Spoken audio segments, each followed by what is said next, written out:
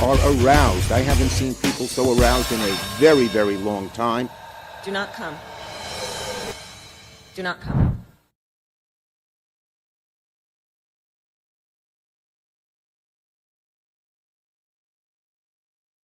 Hello, everybody. Welcome to the Punch Up Pod with Lila and Pat. I think that's the first time I've done that.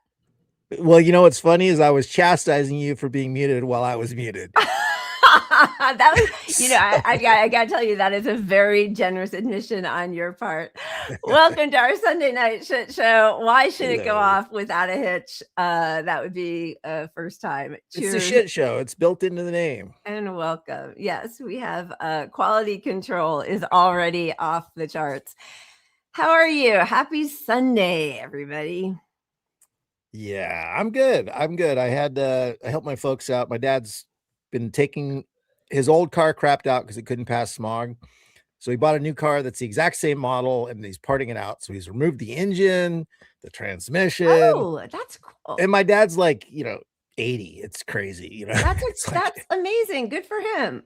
Yeah. So, good project. He didn't want to donate his old car to Cars for Kids. That what's funny about that is I tried to do that once, and really? It turns out that's it's a Jewish it's all going to a Jewish organization. Oh yeah, now the ads are banned in California. A judge just made that decision. Declared it fraud. Yeah. We can talk about it later. We pulled some stuff about it, but yeah, that's that's good. That feels very like what's the opposite of toxic? Like good masculinity, healthy masculinity. Father and son bonding.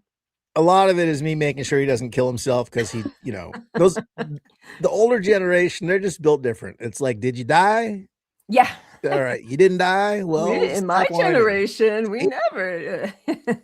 Yeah. But how was your weekend? I know you got to see Ron yesterday. Yeah, he had a great show and it was really fun. Met up with Tina Desiree Berg before that, which was really nice for drinks. And my son was with me. There's something really fun about like sitting outside and having cocktails with your friend and your kid. Like that's legal. I don't know. It's just kind of fun.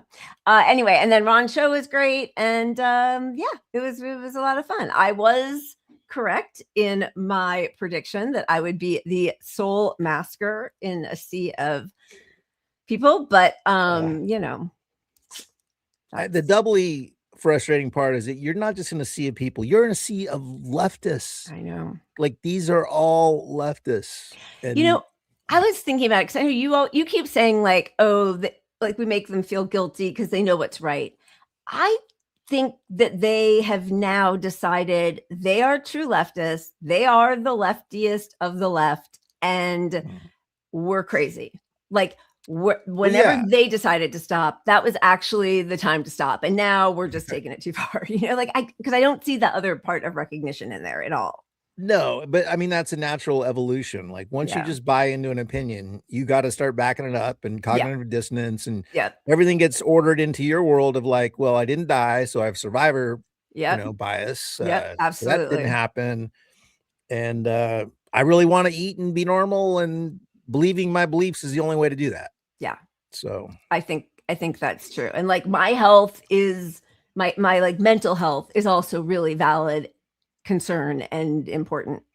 And what are you doing with your mental health and all that kind of shit? Yeah. Anyway,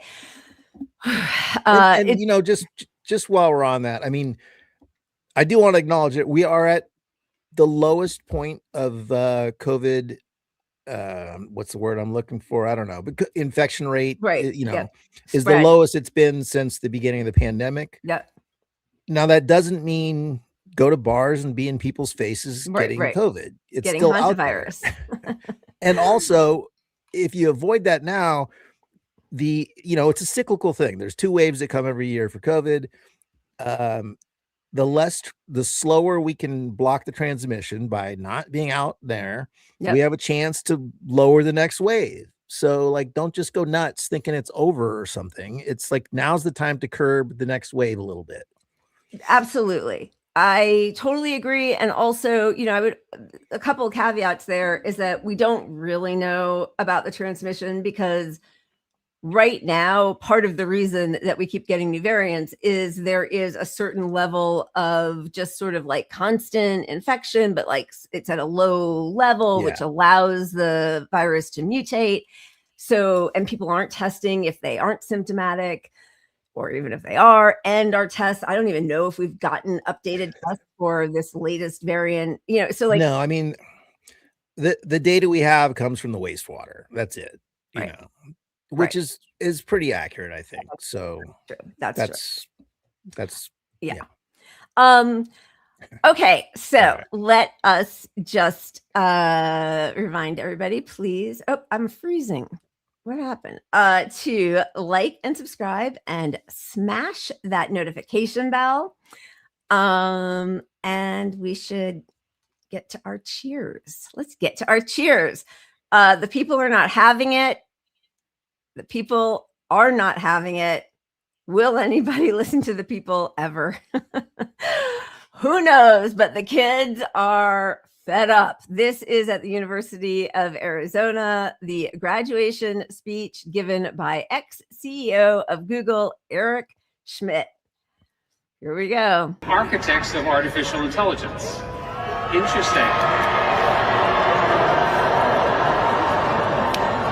The question is whether you will help shape artificial intelligence. We do not know. We do not know the precise contours of what this. If you'd let me make this point, please.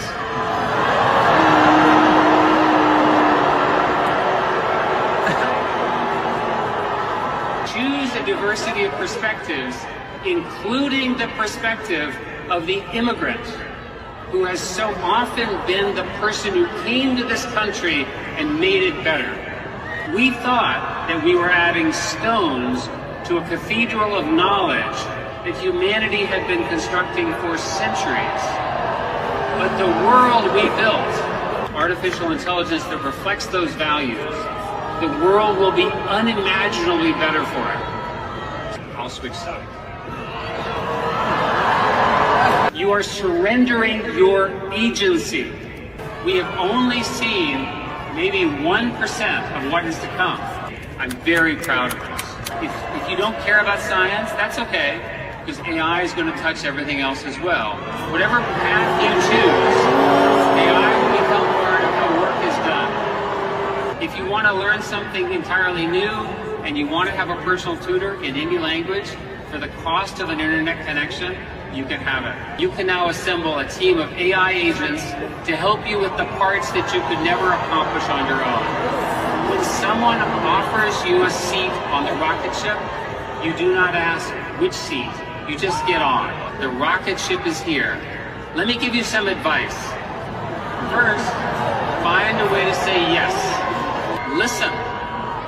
You bring the judgment. You bring the conscience. You bring the perspective. I'll give you one final reflection. Happiness, I have come to believe, is not the same as joy. Happiness is derived from meaning. Meaning in your work, meaning in your relationships. Thank you very much and good night.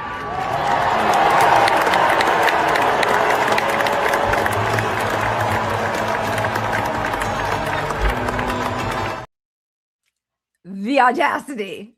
Oh my God. I fucking love it. And the funny thing is, like, that's a clip of what happened. Like, he was on the stage much longer than that clip. Yeah. And with all of his $43 billion, could not think on his feet fast enough to alter his address even a little bit, right? Oh, yeah. You guys, he didn't like immigrants. Well, AI is just like an immigrant. Yeah. Like, yeah. Stop being so bigoted. Why are you guys, we actually like the woke now. Also, I don't know if you saw, but like he was in the Epstein files, accused of raping somebody for 2 years. That guy, like, no billionaires, no AI people, no Epstein file people. It should be the bare minimum at a college graduation. Yes. And, I don't want this guy to feel like he could even show up to this event. I mean, I'm glad he did. I want more of these people to come and get heckled and be shamed publicly. But I want them scared to get in their fucking limo. I do too. And then I think about they will just section themselves off further, the way Congress people don't have town halls, or like those. They still don't care. They will not respond to us as long as they keep getting away with it. And the only way, actually, it's to make them scared, or to somehow, violence against the inanimate objects that they produce, the data centers, shut those down, because they don't care about our discontent. We can do this a lot of ways. But economically is the best one, probably the least violent one, although it'll be labeled as violence. But of course, terrorism. Boycott, ban, shame any product, find the choke points of the products that he needs to get his AI centers built, shut them down, shame those groups for working with the AI center, yada, yada. That's the non-Luigi way out of this. And then there's, the other way, you're going to get some data center fires. Those are going to happen. I'm not going to cry. I am not either, although it makes me nervous because, of course, they are typically in, poor communities where they've already destroyed so much of the climate or the, land around them. And if that fire spreads, that part of it makes me nervous, even though I love the, destroy the data centers. But toxic as well. But I mean, this is insane. Nobody across the whole political spectrum of voters, nobody wants data centers or AI. Nobody wants it. And the arrogance of this guy to go talk to people who are entering the job market with fucking half the opportunity they had before, just a few years ago. And it's just the arrogance of it. It's really, wow, dude, read the room. It's well, I am sure that he does not normally interface with regular people, so I'm glad that was the taste that he got. He deserves so much worse, but good for those kids for sure. Okay. Hey, but this tells them that worse is coming. I think that's why these are so important. You see where the public is on this. You all keep going ahead and pretending that there's public support for this, or we're too stupid to realize how good it's going to be for us. And I do think some AI stuff is definitely inevitable, right? I mean, once something is cheap enough, it's just going to be part of our life because businesses are going to take it. But knowing that, you can't continue to push for this thing that is intended to replace us without a new contract with us. So if you want to sell me on the benefits of AI, where's our safety net that it doesn't replace all our jobs? You have to start having that conversation before I don't want to put something in your skull. And especially, also that it's so heavily subsidized by us taxpayers, that it is stealing our resources, that it's polluting the environment at so much greater speed. So there are so many parts of the social contract that are being broken with this. And it's just another illustration of what capitalism really is. It's just a cancer. It's just destroying. It is, because look, if you look at other countries like China, at least when they are bringing in the AI, they're pairing it with the benefits to society as it rolls out and putting some checks on it, which we aren't doing at all. Not even a drop. And they don't have anywhere near. They have how many more times people than we do? 4 times more people. And I think a third, we've got some data here that we'll show, but a third of the AI data centers. So what we're doing is not necessary for anything but for these billionaires to make more money. Yes. And we're being sold this idea that it's an arms race of sorts between us and China to unemploy people the fastest. Right. So how is that good for us? We don't have healthcare, and we're not getting more healthcare along with this. Even we're not getting any check on rent. We're not getting lower work weeks. There's no benefit to us, and no benefit is even being discussed. Yeah, every once in a Do you while, think- what Sam Altman and what's his name, Musk, at different points have said what needs to happen, even though there were like, bullet points of a new social contract that they would never actually fight for. Yeah. Clearly, they put it out once as like, no, we're addressing the social contract. But no, nothing. Nobody is trying. And we're supposed to believe like, okay, first we win the race and unemploy everybody. Yeah. And then it'll be great for us. Then we'll put in all these things that protect everybody. Then we'll have universal basic income or something. No, you're not. We can't get fucking insulin for fucking 1/1000th of the cost of other countries.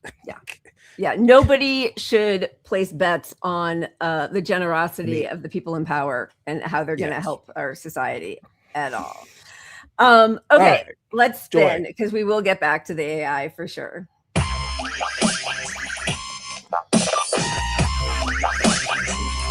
Oh, yeah, we have it. All right.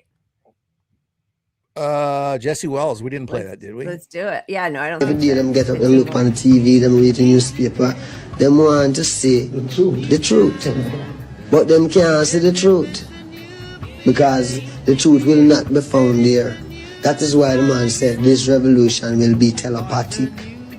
You ever sold your position to lock in a profit on an event contract in a forecast market? Are you a bona fide liquidity provider to a high security clearance through shop for insiders? Ain't you always wished, ain't you always dreamed that the whole damn world was just a slot machine? I'm up on Cowsheet, raising hell, I'm up on Poly Market as well. Yeah, I'm gonna get mine, one bet at a time. I put a yes on the death of the Ayatollah. It was safer than a share of a Coca-Cola, and a share ain't betting cause the house can't win. But no matter who loses, they keep breaking it in. Take your confidential knowledge, let it work for you twice. Bet on the mission of men, the second coming of Christ. I'm up on Cowsheet, facing hell, I'm up on Poly Market as well. Yeah, I'm gonna lose mine, one bet at a time. Take heart, ye traders, you don't go unseen, contributing to the making of a truth machine. Hedge funds ain't buying shares to sway the public opinion. Tragedy's a good thing if you can make a commission. Is it a revolution of marketing and polling in one, or just a bookie advised by the president's son? I'm up on Cowsheet, raising hell, I'm up on Poly Market as well. Yeah, I'm gonna lose mine, one bet at a time. He's great. He really is so great. And to be able to put those very sort of specific, Poly Market and Cowsheet into a song that still has a good, tune. That's pretty amazing. Better than I would say. What was the rap battle going on this weekend with Drake and, Oh, I missed it. Did you follow any of that stuff? I was thankfully, I kind of missed it. What was going on? Well, but Drake always raps like, I'm going to the 7-Eleven, getting a Slurpee, and it's like the common stuff, and it just rings so awful. Where Jesse's here talking about Cowsheet, like you said, in a way you can still along with it a little bit. Yeah, totally. I am not. I won't say anything negative about Drake, but I understand exactly what you're saying. Well, all right. We'll avoid that third rail. Well, I just don't know enough. My kids used to love him and say that like he's gonna be even bigger than the Beatles when they were little, and I was like, you guys, come on! Like, there's not a single lyric you could even pull out of all this, even if you enjoy it. Like, you can enjoy something more than you enjoy another group, but like you still have to have some thought that goes into how you evaluate it. I don't think they're on that side anymore. But so yeah. Well, I'll give you the short version. He got into all these diss battles with all these other rappers like Kendrick. Remember Kendrick? That one I know about, yes. And several others, and he's been accused of pedophilia I know as that. well. And to break his contract is why he did it, I think. He put out 3 albums overnight, and they're all just absolutely fucking terrible. I didn't know that last bit. They're I got you. So bad. They're yes, so and yes, that's Drake from Degrassi High, Tony. Yes. Absolutely. Yeah, so I like, they love Kendrick. They walked me through the whole Kendrick beef last year or 2 years ago, whatever it was. Yeah. Okay. Anyway. Yes. I mean, I just I also like, it kind of reminds me of Tori Amos, who sometimes would have songs that were like, I'm walking into my kitchen and making myself a sandwich or whatever. Yeah, exactly. That's totally the whole album is that. Like, okay, I'll make an album. Did you want to tell people about your beer? Oh, well, yeah. My beer is delicious. Local beer. Taste the rain, bro. I like it. Bro.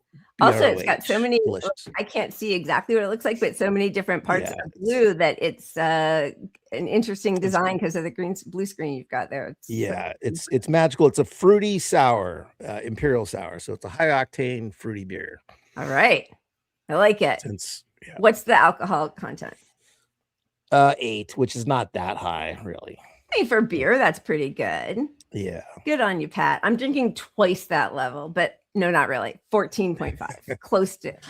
Okay, so there are many different ideas about what's going on with Hanta virus and this strain, which appears to be Andes, which is the only one so far on record that they know that can spread human to human.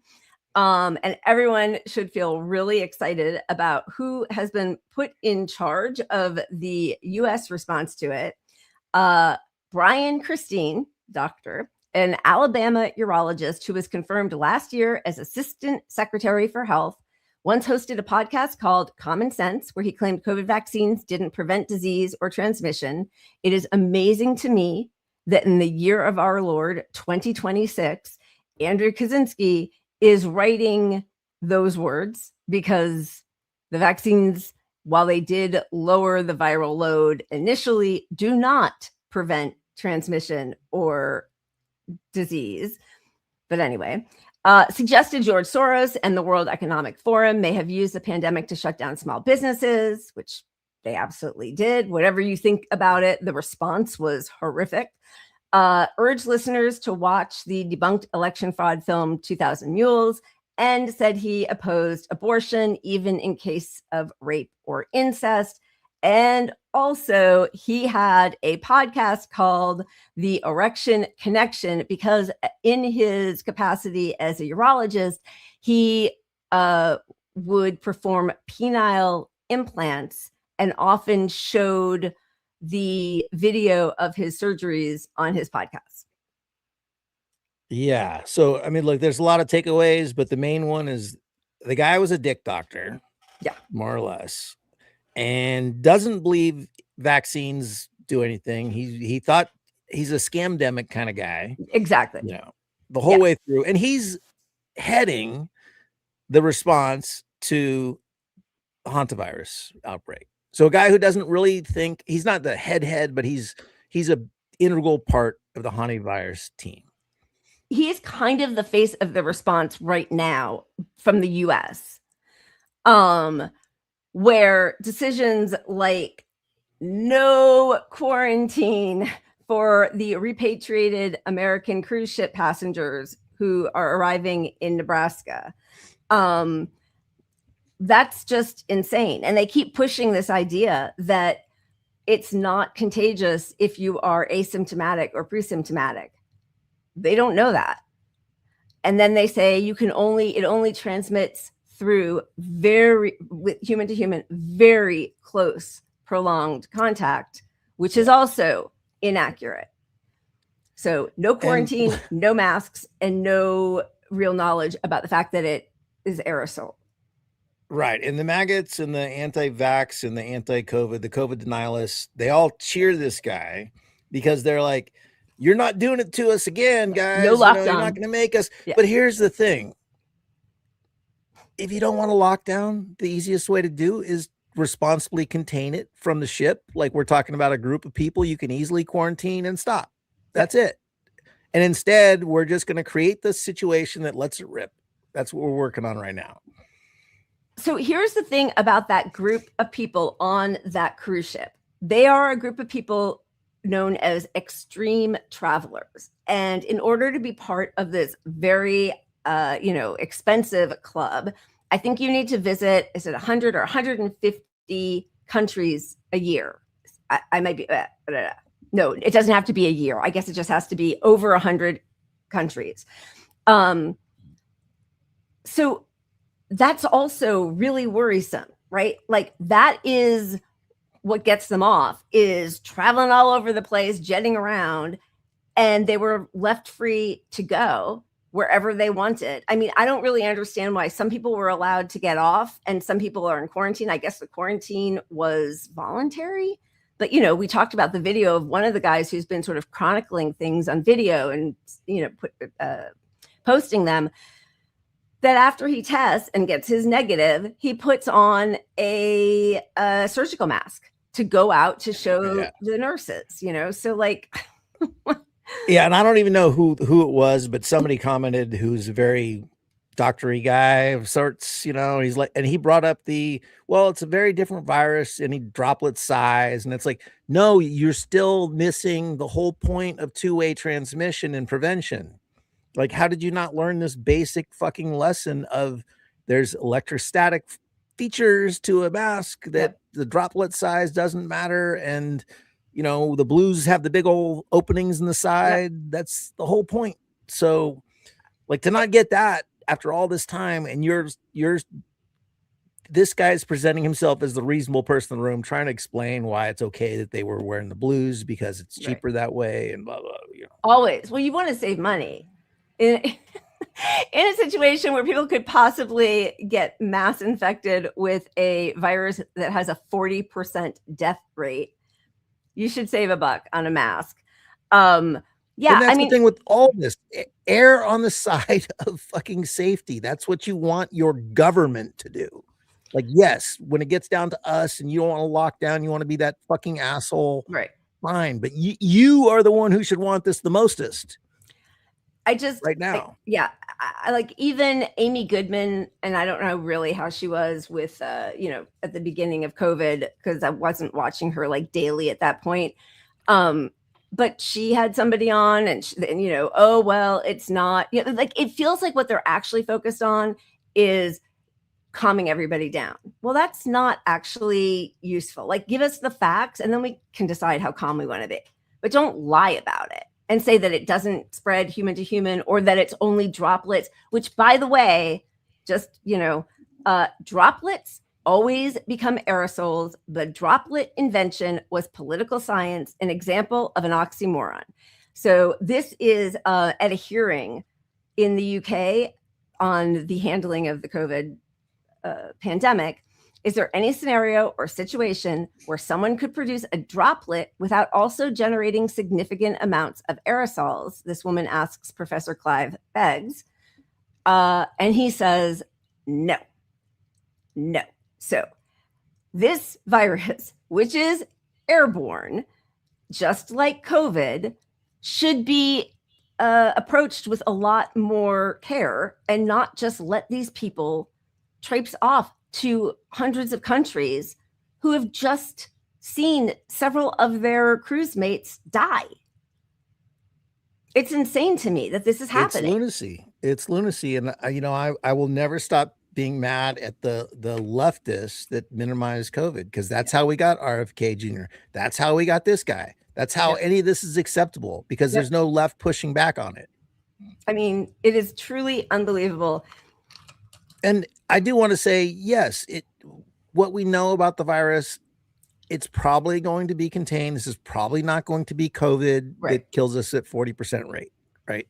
I mean, that's what it kills us, not COVID. It's not going to spread at the same level. We're probably going to be okay. But this is like, it's like, are we the guy on the shore when the fucking level 5 hurricane is coming in? Is like, I didn't die from the last one. Yeah, exactly. You know, that's our government policy. Yeah. And of course, it's all, I mean, between Democrats and Republicans, they've killed the concept of public health, and it's always profit over public health, always. There was a really good article in the Sheer Post about how climate change breeds disease. And, you know, we talk about this so much. Like for me, my initial sort of radicalizing awakening was climate change. And then that feeds into capitalism. You're like, wow, these horrific decisions that are going to kill millions of people and species and all of that. And, you know, it's all just for money.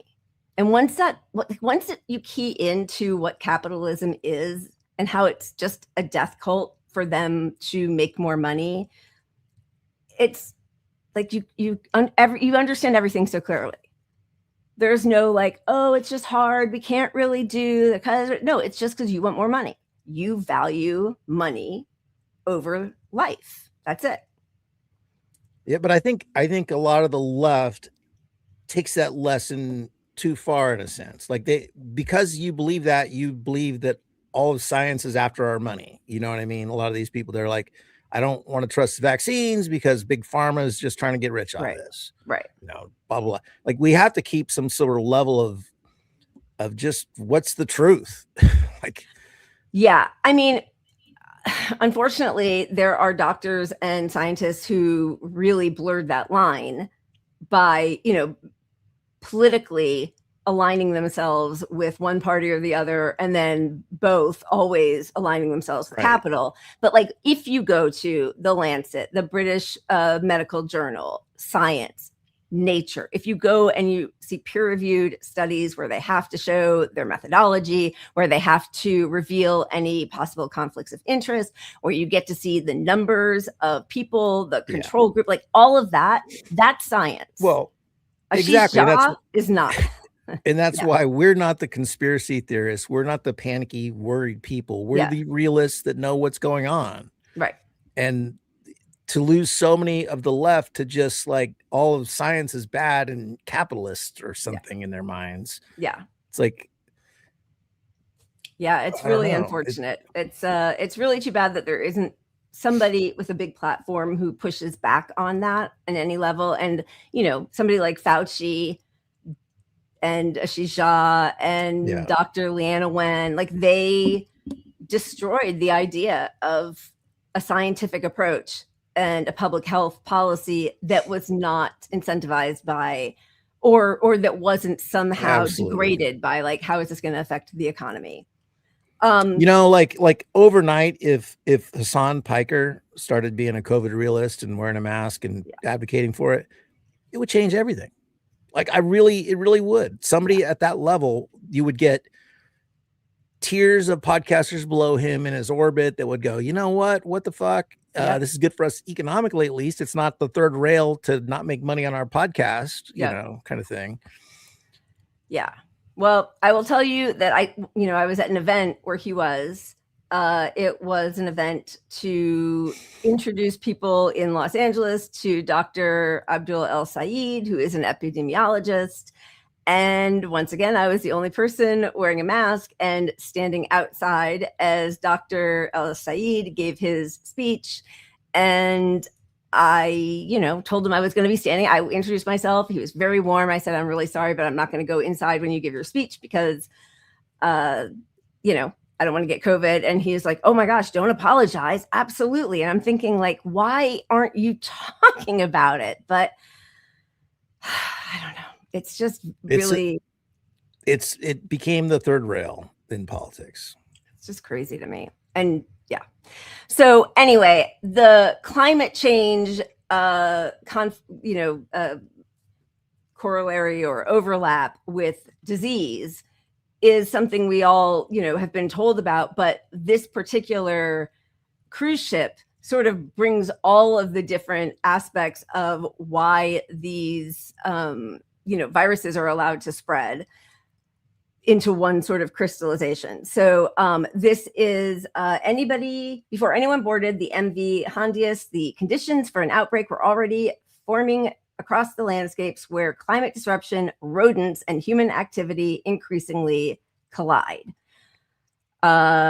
In Argentina, they have recorded 101 Hanta virus infections since June 2025. Argentina and neighboring countries endured years of severe drought from 2021 to 2024, including Argentina's worst dry spell in more than 60 years in 2023, followed by extreme rainfall.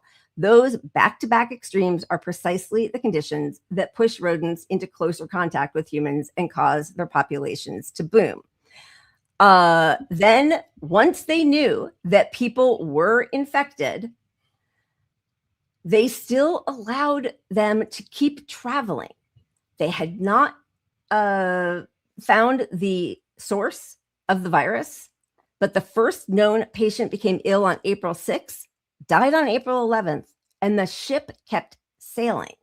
They wanted to protect the normal operation of the travel industry while pushing the danger outward. They also, let's see, second passenger, the first man's wife who had died, disembarked at St. Helena on April 24th, flew to Johannesburg the next day, and died there on the 26th. She was confirmed on May 4th to have had the Andes strain of Hanta virus. The World Health Organization not notified until May 2nd, which was 3 weeks after the first death. As of May 14th, health authorities had reported 11 cases linked to the ship, 3 deaths, and 16 of the people, at least 41 people in the United States are under monitoring. 16 of them were not even passengers. They were on a Johannesburg flight with the Dutch woman who later died and have since returned to the US on commercial flights. Their whereabouts have not been made public. Excellent. No vaccine, no treatment. Survival depends on reaching intensive care in time. And then this is really interesting. They call it health freedom. The Andes strain is the only known hantavirus that spreads between people, yet the Center for Disease Control and Prevention has issued no quarantine order for exposed passengers or contacts. This is class policy, the doctrine that individuals bear the risk so business, travel, trade, and employers can keep moving. The framework has a name in current policy circles, health freedom. This is the same medical freedom politics now being used to weaken vaccine requirements and public health mandates. So it is a personal response to a public health problem. And in addition to that, they've defunded the research in the US, and all of the contact tracing programs are all gone. All gone. They're gone. So we defunded the research for fucking vaccines. Every step of something to prevent the next one is gone. It's not there. And that's not hypothetical. We're seeing them not contact trace the current fucking people. I mean, it is truly astounding that these people were allowed to you with the Hanta virus after they had been on a ship where passengers had died. I don't know. I just there's just absolutely no accountability for any of this. There isn't, and there's no left even pushing back. There's people on Twitter left, right? Yes, but politically left, there's no opposition to the policy from the Democrats about this stuff. They don't even talk about it because they don't want to be seen as pushing the next lockdown, right, or something. Yeah, because we're still going to blame lockdowns for why kids can't read. And not reinfecting. They're all dying of cancer because of the lockdown. Oh, they're all dying because of cancer because of screen time. It's screen time. It's definitely screen time. I think COVID immune damage is also contributing too, but I don't know that for sure without actual studies on the state of everyone's immune system post-COVID infections. I thought maybe you were addressing the fact that people are now making decisions with their much less risk averse, which was something very early in COVID. There were studies that showed that the particular part of your brain that has the risk response had been dulled, or it was dulled with COVID infections.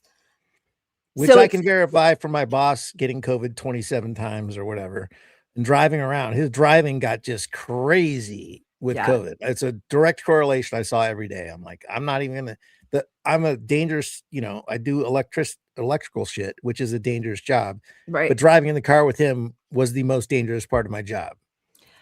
Well, and they've said that post-COVID, during and post-COVID, driving is worse than drunk driving. Yep. I mean, and it's hard to know I guess everything just then is attributed to brain fog, some version of brain fog where you're just not able. Which is brain damage. It's brain damage. So exactly. Exactly. And look, and I don't, it never gets talked about, but they definitively know, it's not hypothetical at all now, that every infection actually does have a damaging impact on 90% of people's immune system. So there is no sort of like, I built up immunity to it, so now I'm in a better place health-wise because I survived it. You know, that part is just clearly not a part of it. Everything is more fucked for 90% of people after they get COVID. Well, from everything I've read, it's closer to 100, that like it is found in every organ tissue of a person's body, even people who had mild or asymptomatic cases. Yeah, but I think there is, in fairness, like 10% of people somehow have something, which is the key. We should be studying that 10%. What is with the 10% of people that they have a different level of a long-term response to this?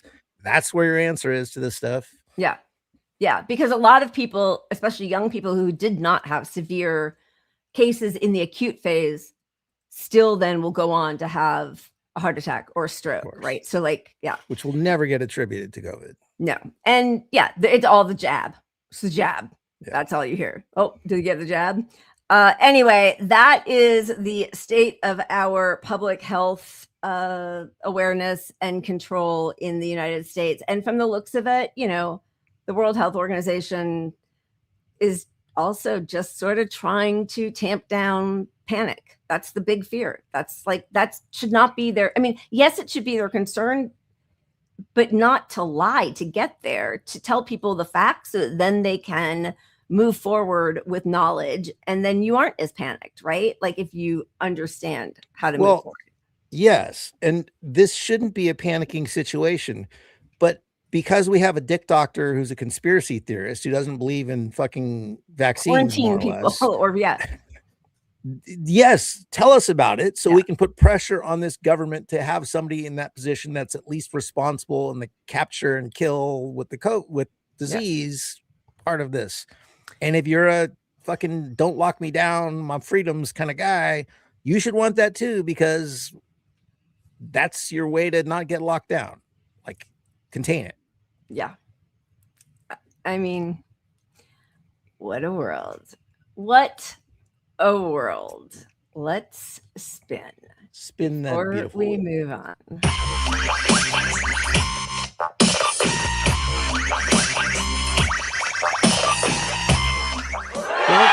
Hey. All right. 1 second. Close.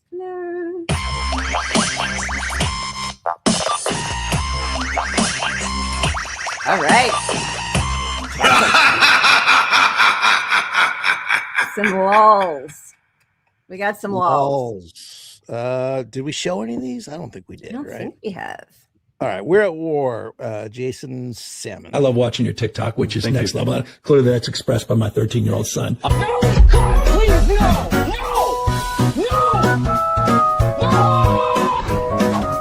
We're at war. I don't know if you guys have heard.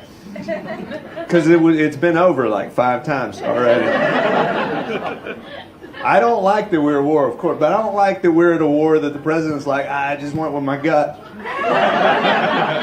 Because I know what else is in that gut. It's mostly KFC. It is.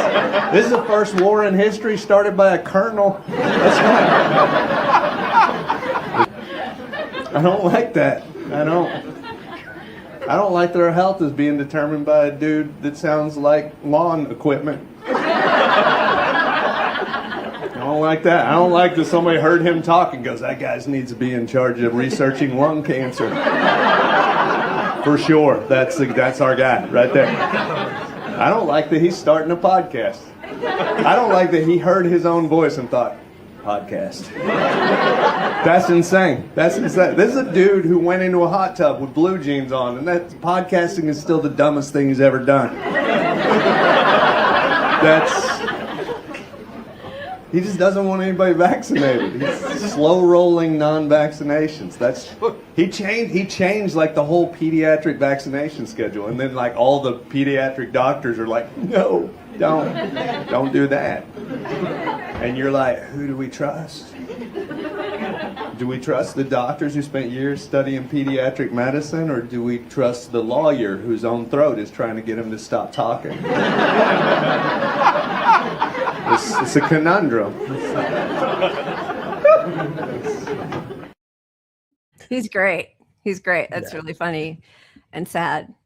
It's hard for me to laugh anymore. They killed my humor 100%. I guess we should just, as long as we are on our wonderful administration, we should check in with the rest of what's going on. This is a post from the President of the United States, and I am pretty sure he is talking to the terrorists left. No games. If you hurt Americans or are planning to hurt Americans, we will find you and we will kill you. And by hurt, he means hurt his fifis, because he doesn't care when Americans are killed in the West Bank or, Lebanon or anywhere. I mean, not even Christians, his alleged base with the Christians, you got IDF targeting Christians. And that 100%. That doesn't move the needle. Doesn't matter at all. And it doesn't care that his own, ICE officers are shooting Americans point blank in the face or rounding them up repeatedly. American citizens. They are trying right now to take away citizenship from Americans who are pro-Palestinian if they were not born here, but they are here legally and have citizenship. Yeah. It's insanity.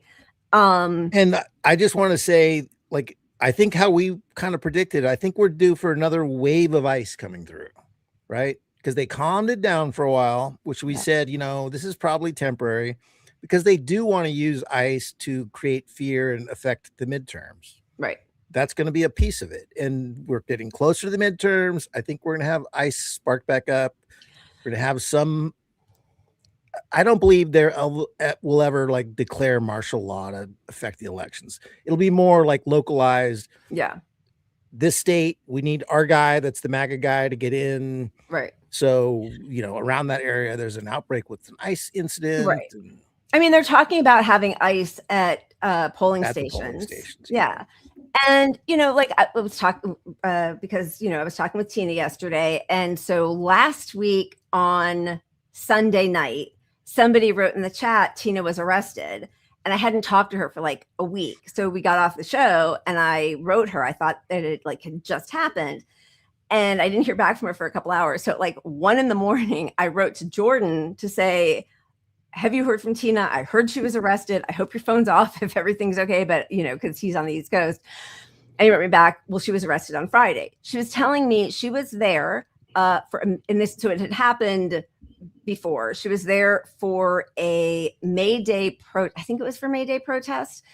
And she said at that point, there were 8 people, 5 of whom were journalists and 3 protesters who were just standing there.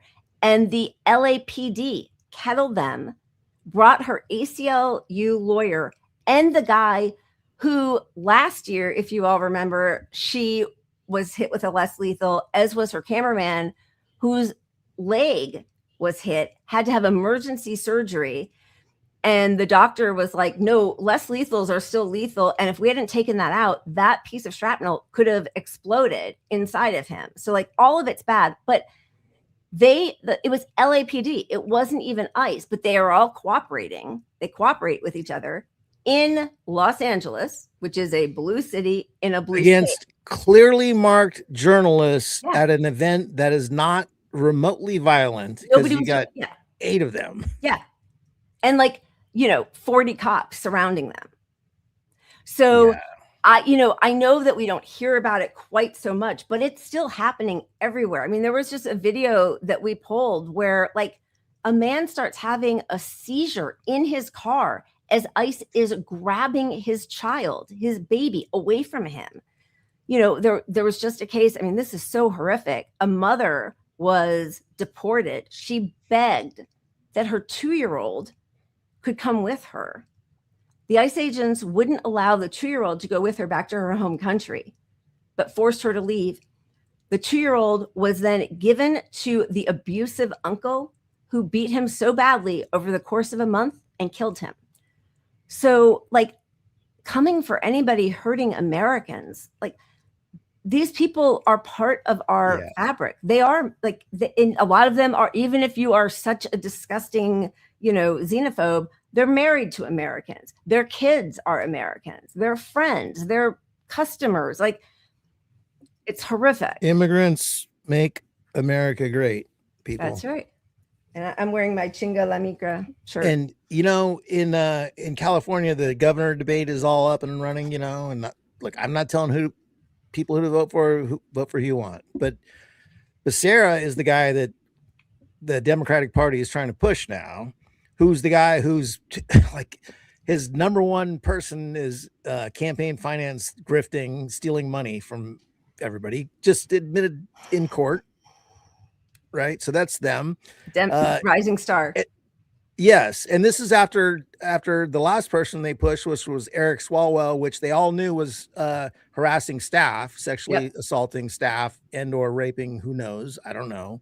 But there were charges of him drugging and raping women. Right. So that's the last guy they pushed. Now they're pushing Becerra, who we all saw the interview where he just like was telling the journalists, this isn't a hit piece, is it? I'm not doing a hit piece. Like, that was like Katie Porter. They've all become Trump, right? And in part of that interview, she questioned him. The journalist questioned him about cooperating with ICE and deporting these people who ended up in kids working doing labor, like child labor shit. Yeah. And he's just like, well, it's sad. It's part of what happens when the system, there's no messaging from Democrats that they're even going to be better on ICE at all. They're not even lying about, they're not making ICE an issue is the point. Like it's all just money. Listen, the one who is like the progressive billionaire, lol, but who at least like on paper has the best platforms, Tom Steyer, made his money off of private prisons and so equity funds. That's what it's all just making money off of destroying people's lives. Yeah, it is. And honestly, I know he's the best, but he sucks, but he's the best. I can't tell anyone to go vote for the billionaire. I will never fucking do it. My God. Good Lord. I know. All right. So, but this is, as we all know, and we all talk about, this is the focus of this administration is the domestic violent extremists, just like under the Biden administration. The left is the leftists are the people they fight harder than anybody else. So here is Sebastian Gorka, telling us how they're going after the native terrorists. However, there are things within our laws that you are not allowed to say, right? The freedom of speech does not extend to inciting violence or threatening the lives of specific individuals. That is not permissible. Beyond that, we will map. We haven't talked much about it, but if you read the counterterrorism strategy, it's a very clear document. We don't shy away from telling the world what we're going to do. We are going to map out these individuals. We are going to identify them. We're going to find this is, God bless Scott Besson, Kash Patel, yes. AG, the acting AG, Todd Blanche. The money trail. The money trail is the most important thing. You look at these from the river to the sea, bring the Intifada to the streets of America. It's so interesting. You're on the campus of Berkeley or you're on the streets of New York, and everybody has exactly the same placard, printed with the same font. That's a little bit strange. So, I can't discuss, ongoing operations, but the importance of malign foreign actors who leverage domestic fellow travelers. We lived this for 40 years during the Cold War. We will get to the bottom of all of it, whether it's the Singham network, whether it's Iran, whether it's Russia, whether it's anybody else. Our mission is to uphold the Constitution and at the same time protect Americans from violence. So here's this Nazi who I didn't think we'd ever have to see again. He's the counterterrorism czar, saying that anybody who's against the genocide is being funded by, malign. Can I solve the case? I've got final answer. I found out it's Israel. Israel is your foreign actor. It's fucking Israel. I mean, they cannot deal with one of the very few things that makes America worth living in, which is the First Amendment. And they are chipping away at it as much as possible, whether it's journalists, free speech, protest. It's just insane. And that is bipartisan. We know that, right? Like we had, what's her name? Deborah Lipstadt, whatever her name is, that she was the outreach to Israeli affairs under the Biden administration. She's the one who, after the Lebanon pager terrorism attack, made a joke about giving out pagers at some big conference she was at. That's a Democrat, right? And just retweeted that tweet we showed last week after Nicholas Kristof's piece on rape of Palestinian hostages, retweeted the person who said basically that's like Nazi propaganda and incitement to violence. They're all really big on the incitement to violence, globalized intifada, incitement to violence. These are people who sign bombs that are going towards Gaza, right?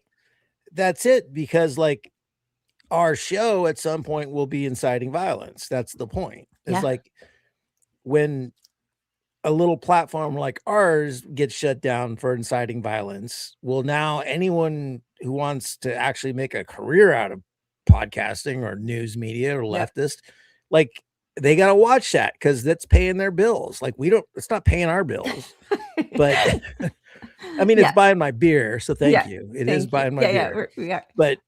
But if your whole everything, if it relies on not getting shut down from YouTube, it's gonna be a quenching of free speech. That's just that's what they want. They want.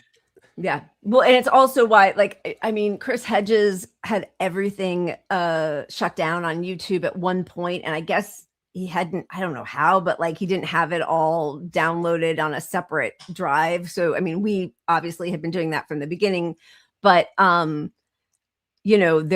speech has been going around by Julian Assange saying that, the digitization of all of our news journals, what that means when libraries and books and hard copies no longer exist, and the only way to find data from before news articles is to search online, and now you can't necessarily tell what's the actual New York Times article from 1873, or it's somebody who just mocked something up, because we don't have that hard copy. I mean, that is a scary time, and what that means is they control the narrative entirely, which is why they're trying to shut down all the social media. And there was the I can't remember his name now. He was imprisoned. He works a lot with DropSite. He's a journalist. I think he's Palestinian American. I'm not sure if that's his original country, but he had over 1 million followers on Instagram. They just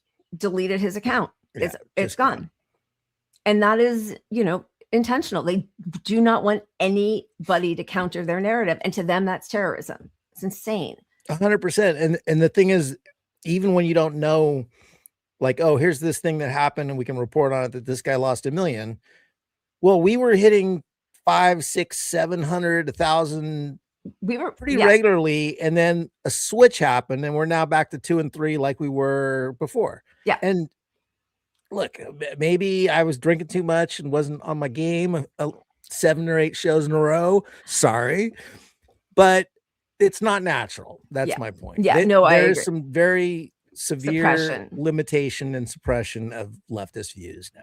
Absolutely. Pro-Palestine especially. Yes, absolutely. And we're probably getting hit with the next wave because we're talking about Hanta Virus. It could just be Hanta Virus right now that's killing us. Right. Or all the rape talk. I mean, yeah. It's really bad. Okay, VDA, thank you for the super sticker. Cheers to you. Thank you. Vendejo, Epstein, plus ICF. ICF were reasons Trump went to war. Yeah, I mean, and Israel, of course, overall. But yes, thank you. And Audrey, that's so funny. You've been a member forever, but glad to see you're a member again. Welcome to the Fun Chat Pod family. Okay, so let's go, because this is crazy to me also. Not crazy, but like it is just so instructive how this is bipartisan. This is John Kerry, Democrat, talking about the First Amendment is actually kind of bad for democracy. And I think the dislike of and anguish over social media is just growing and growing and growing. And it's part of our problem, particularly in democracies, in terms of building consensus around any issue. It's really hard to govern today. You can't, there's no, the referees we used to have to determine what's a fact and what isn't a fact are kind of, been eviscerated to a certain degree. And people go, and people self-select where they go for their news or for their information. And then you just get into a vicious cycle. So it's really, really hard, much harder to build consensus today than at any time in the 45, 50 years I've been involved in this. And there's a lot of discussion now about how you curb those entities in order to guarantee that you're going to have, some accountability on facts, et cetera. But look, if people go to only one source and the source they go to is sick and, has an agenda and they're putting out disinformation, our First Amendment stands as a major block to the ability to be able to just, hammer it out of existence. So what we need is to win the ground, win the right to govern by hopefully having, winning enough votes that you're free to be able to implement change. Now, obviously, there are some people in our country who are prepared to implement change in other ways. And so that's you're really questioning dangerous. really if democracy can survive unregulated social media. I think democracies are very challenged right now and have not proven they can move fast enough or big enough to deal with the challenges that we are facing. And to me, that is part of what this race, this election is all about. Will we break the fever in the United States? How about tell the fucking truth? Yeah. Start with that. And I mean, here's your top, like, wise, not political, but just like the trusted old statesman Kerry saying the problem with our democracy is the First Amendment. We got to protect democracy. All this speech is really bad for democracy. I mean, honestly, to build consensus, there is consensus. You know the consensus? We want a thriving wage. We want to stop the genocide and all these wars. We don't want war with Iran. We don't want to genocide Palestinians or Lebanese. We want Medicare for all. That is a consensus. So you can build a consensus, actually. That's what the people want. Yeah. So there's a massive consensus that we started the show with against data centers, and all you fucks are just like, no, we need it because China is going to beat us to the data centers, even though we have fucking 1,000% more of them here already. Strike, what are you doing? What are you doing?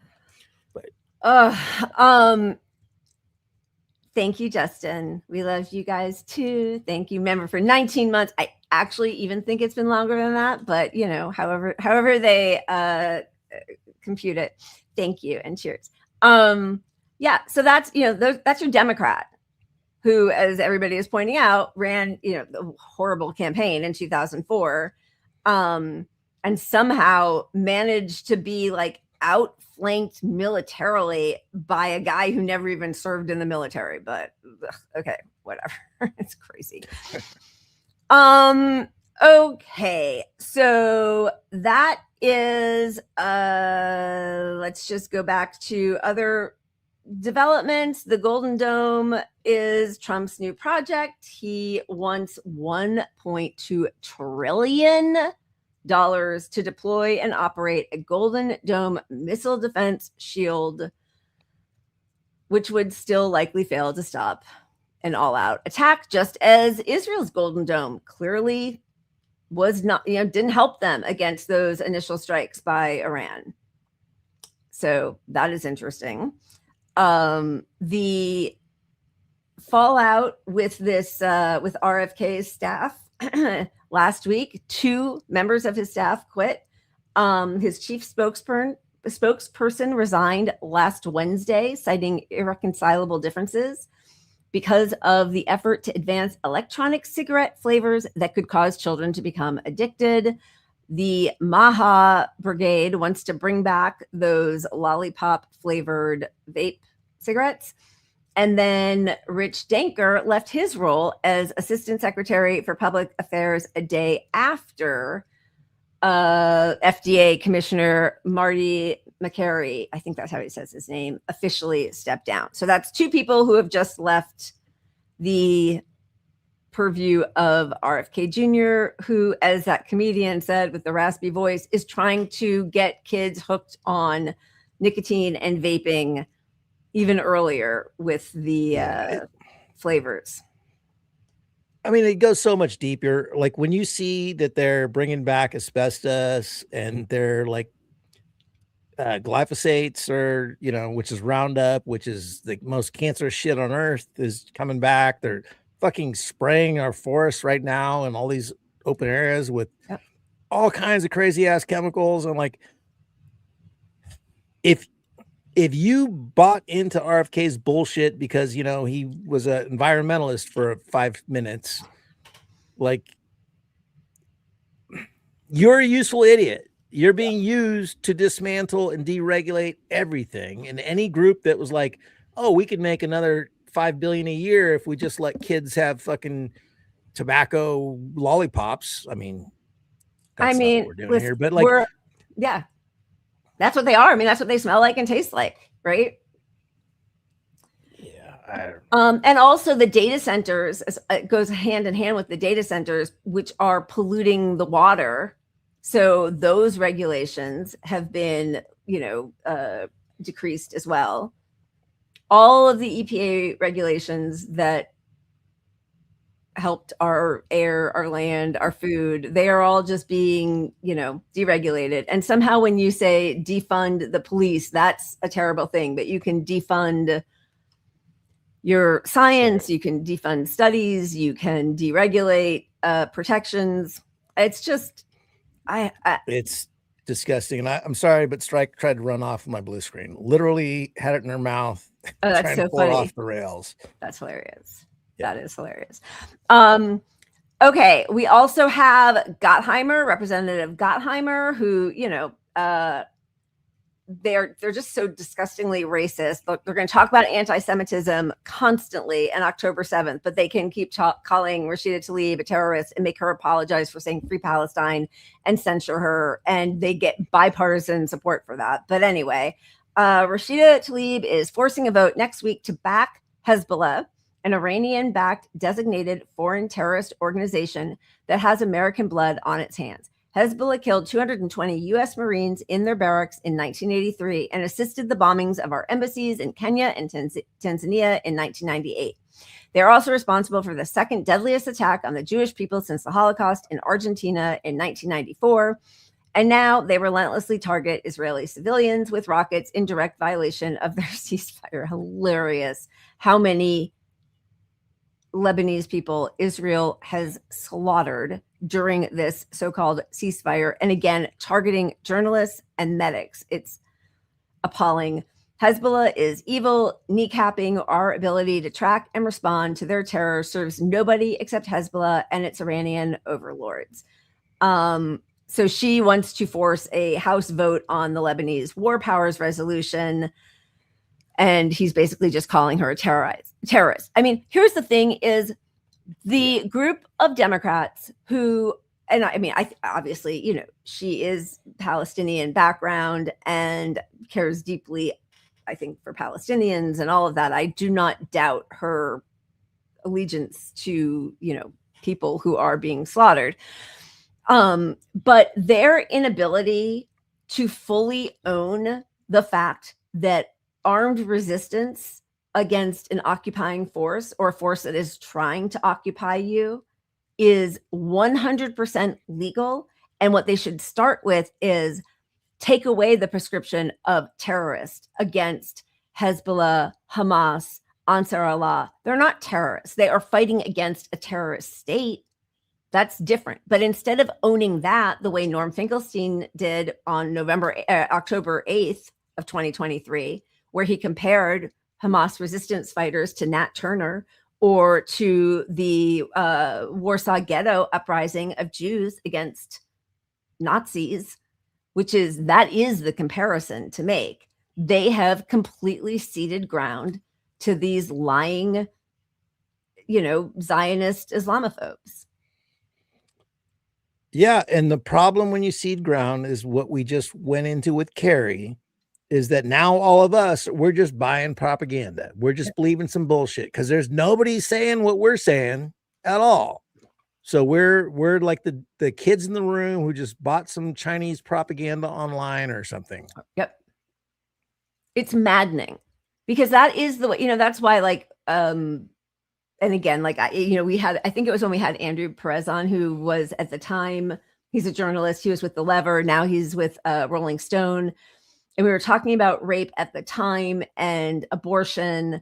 And, I said, I don't qualify it at all.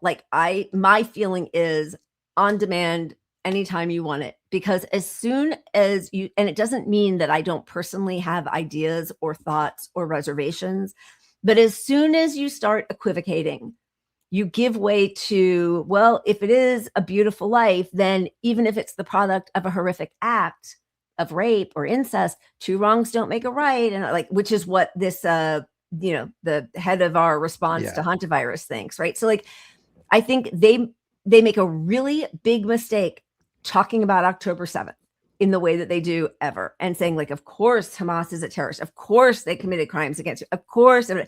Shut up, I don't care anymore at all. You're going to talk about something that Hezbollah did in 83, and by the way, not even talk about the context of that, but if that's the justification for prescribing them as terrorists, what should we prescribe Israel as? Well, exactly. And you need to start with, okay, let's back up. That was one incident. I will have my views on that. But can you acknowledge this is a longer war that started decades before this and face any of that? Yeah. And until you can do that, I'm not going to tell you fuck all about how I feel about October 7th. Yeah. Yeah. But, which is why it was really heartbreaking that Mamdani walked back the globalized intifada. And also, by the way, Norman Finkelstein doesn't like that either. I'm not, everybody can be fallible or have different opinions. But Mamdani walked it back. I think Abdul El Sayed was asked about it. He also says it's not his, I would never try to police anybody's speech, but it's not a phrase that why not? Why? Why are we pretending that is a problem? When they talk about the Warsaw Ghetto uprising, and it's, at the Holocaust Museum in, which one it is? And I think one of the ones in Poland, maybe, but I need to look it up. But anyway, the plaque about the Warsaw uprising in Arabic calls it an intifada, because it was an uprising, right? And uprisings are not necessary. It's protest. It's shaking off. The first intifada was peaceful until Israelis were doing target practice on the limbs of Palestinians, trying to make as many amputees as possible. But intifada isn't necessarily any kind of violence. It certainly isn't genocidal.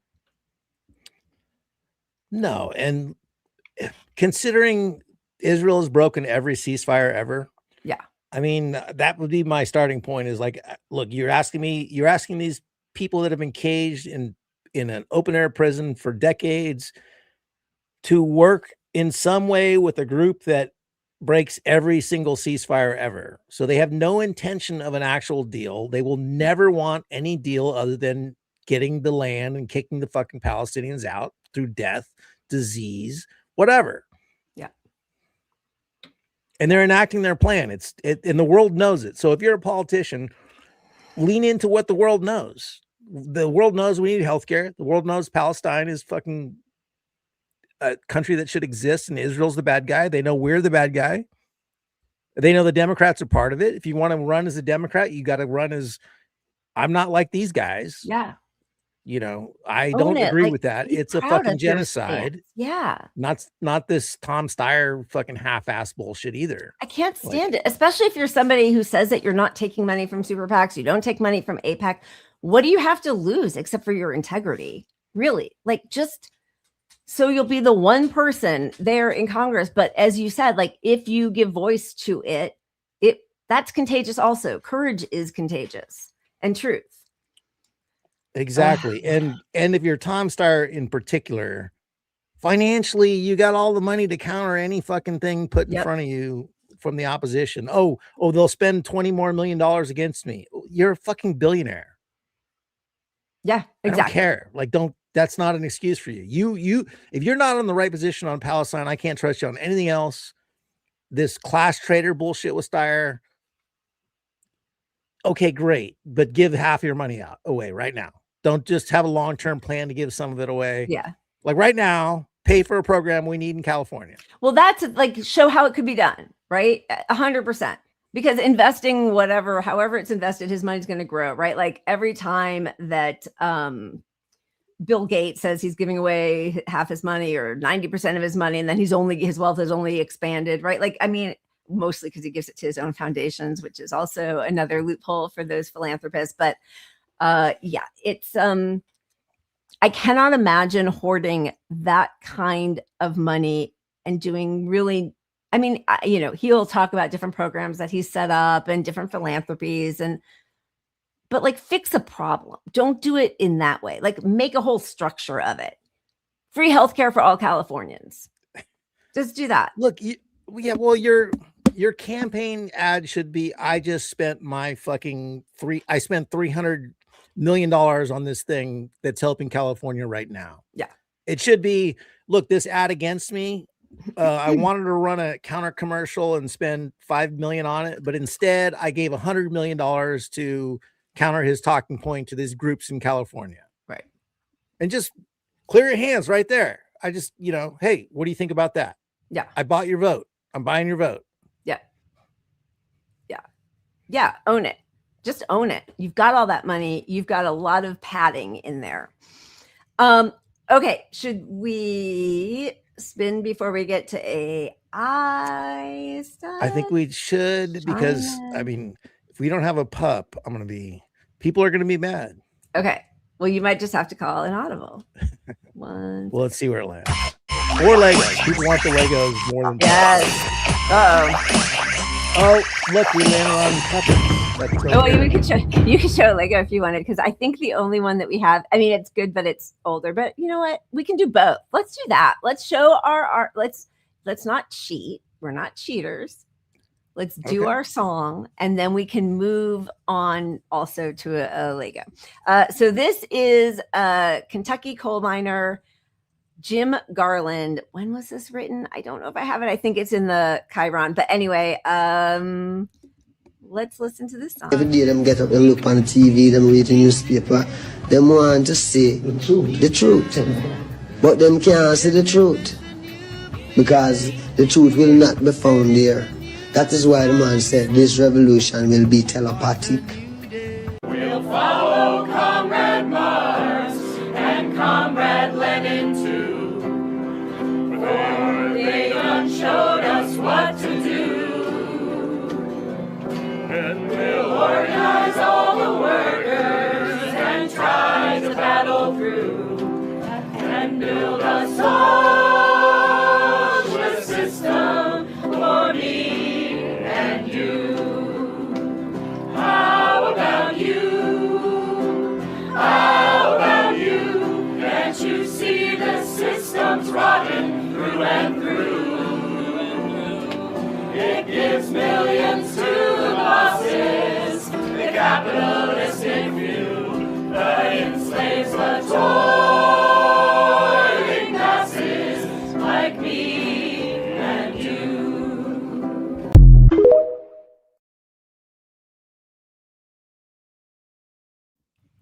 I love it because they just embrace socialism. Just say the word. It's popular. Hear me out. Hear me out. We start the show all singing together. That'd be some brainwashing shit. I don't want to do it, but I love that. I love that. Okay, I thought you were making. It made me want to sing. It made me want to sing. Okay, good. I thought you were making fun of me because no, I tend to pull like the older stuff sometimes. But actually, that was being sung by the New York City DSA choir. But I just love that ode to or homage to paying homage to people have known this for centuries. So embrace it. I love it. Okay. Here. Are we going to show a Lego or something else or what? I think people wanted a Lego. I think so. So your choice. Pick your Lego choice. All right. The beast is you. Yeah. Turn the monitor up. The king is in the hole. Baby run now, baby done. Check the rhyme, check the rhyme, check the crime. Hey yo, baby bye bye. Tell the devil hi hi. Your iron is a ladder, watching your power die die. Baby run, where you gonna go, son? To the bunker, to the basement, you're officially outspun. From the Nissa to the exit, you're a political record. Even your shadow won't follow yet. We dissected your RIP on the TV. No more woe is me. Your government is crumbling like a low budget CD. And look at Donnie T, the art of the deal. You're in Beijing, begging for a happy meal. Brought Elon for the flex, but he's just a space hex. China's watching you like a toxic ex. You want chips with that? Or just a global collapse? The petrodollar's flat falling through the gaps. Elon stalling. We got the hard link. Watching your whole legacy down the sink. Wear the shoes on a dragon with a fuel in a wagon. While you're bragging and lagging, your economy sagging. Shade in the air, yeah, it's an unfair fair. Mapping your coordinates with the deadly stare. No more USD, it's a ghost currency. Welcome to the funeral of your Western supremacy. We don't need your permission, we got the intuition. Sending your new world order to a total demolition. BB run, nah, BB done. BB run, nah, BB done. BB done, nah. BB IP, no VIP, just a DOA. Tell the Fed to print some more tissues, cause you got big, big issues. I love that. They're so clever. They really are, right? You're in Beijing begging for a Happy Meal. That was my takeaway right there. So, actually, that we should probably, because it just did happen and it will no longer be, so timely. But man, I do love that. That's pretty great. Okay. Is that all right? Let's go to China now, just because it sort of follows. I mean, I feel like the joy, and I know you needed some meerkats to make you cry. You're gonna make me cry again. I told you I'd give you round 2 of meerkats. So we got one more meerkats video. We'll get back to the news in a second. Okay. Why do meerkats like to stand on top of photographers' heads? It's because they treat the photographer as a living lookout tower. Standing on a human's head gives them a higher vantage point, making it easier to spot dangers from far away. In fact, the way meerkats take turns keeping watch is a bit like humans going to work, except they're forced into it. And their pressure is way higher than ours, because if they fail to spot predators like eagles in time, the entire group could be wiped out. So why do they like hugging cats? Because young meerkats are extremely sensitive to cold. If the temperature drops below 68 degrees Fahrenheit, they can literally freeze to death. Cats and dogs have higher body temperatures, so cuddling with them not only keeps meerkats warm, but also gives them a strong sense of security. Just like in the wild, domesticated meerkats will groom their companions. They see humans, cats, and dogs as members of their social group and use physical touch to strengthen social bonds. If a meerkat approaches you in Africa, it means it sees you as a trustworthy friend. And those dark rings around their eyes, they help meerkats look directly into the sun.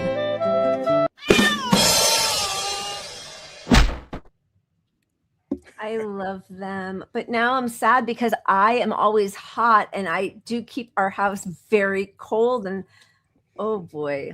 You want more snuggles? You got to make it cold. Josh would love that because he has a space heater everywhere he goes. The derpy one with the sweater on is the cutest. Oh my God, I know. I don't like dressing animals, but he looked pretty cool. Thank you for pulling that. I love them. All right. Jesus. Back to where were we? China? Trump. It's so insane. And I see your sweet comments. Yeah, I was so emotional on Thursday with the Meerkat video. I couldn't get you this time. It was, I know it was too documentary style of a video. Yeah, and I was expecting emotional. it, but I did I had a moment. But I love it, and thank you for pulling that. Okay, so this was a total embarrassment. Obviously, Trump has lost to Iran clearly and doesn't know what to do because he keeps getting his calls from Bibi Netanyahu and is following what Israel wants, which is this war. He heads to China, and this was his group of people.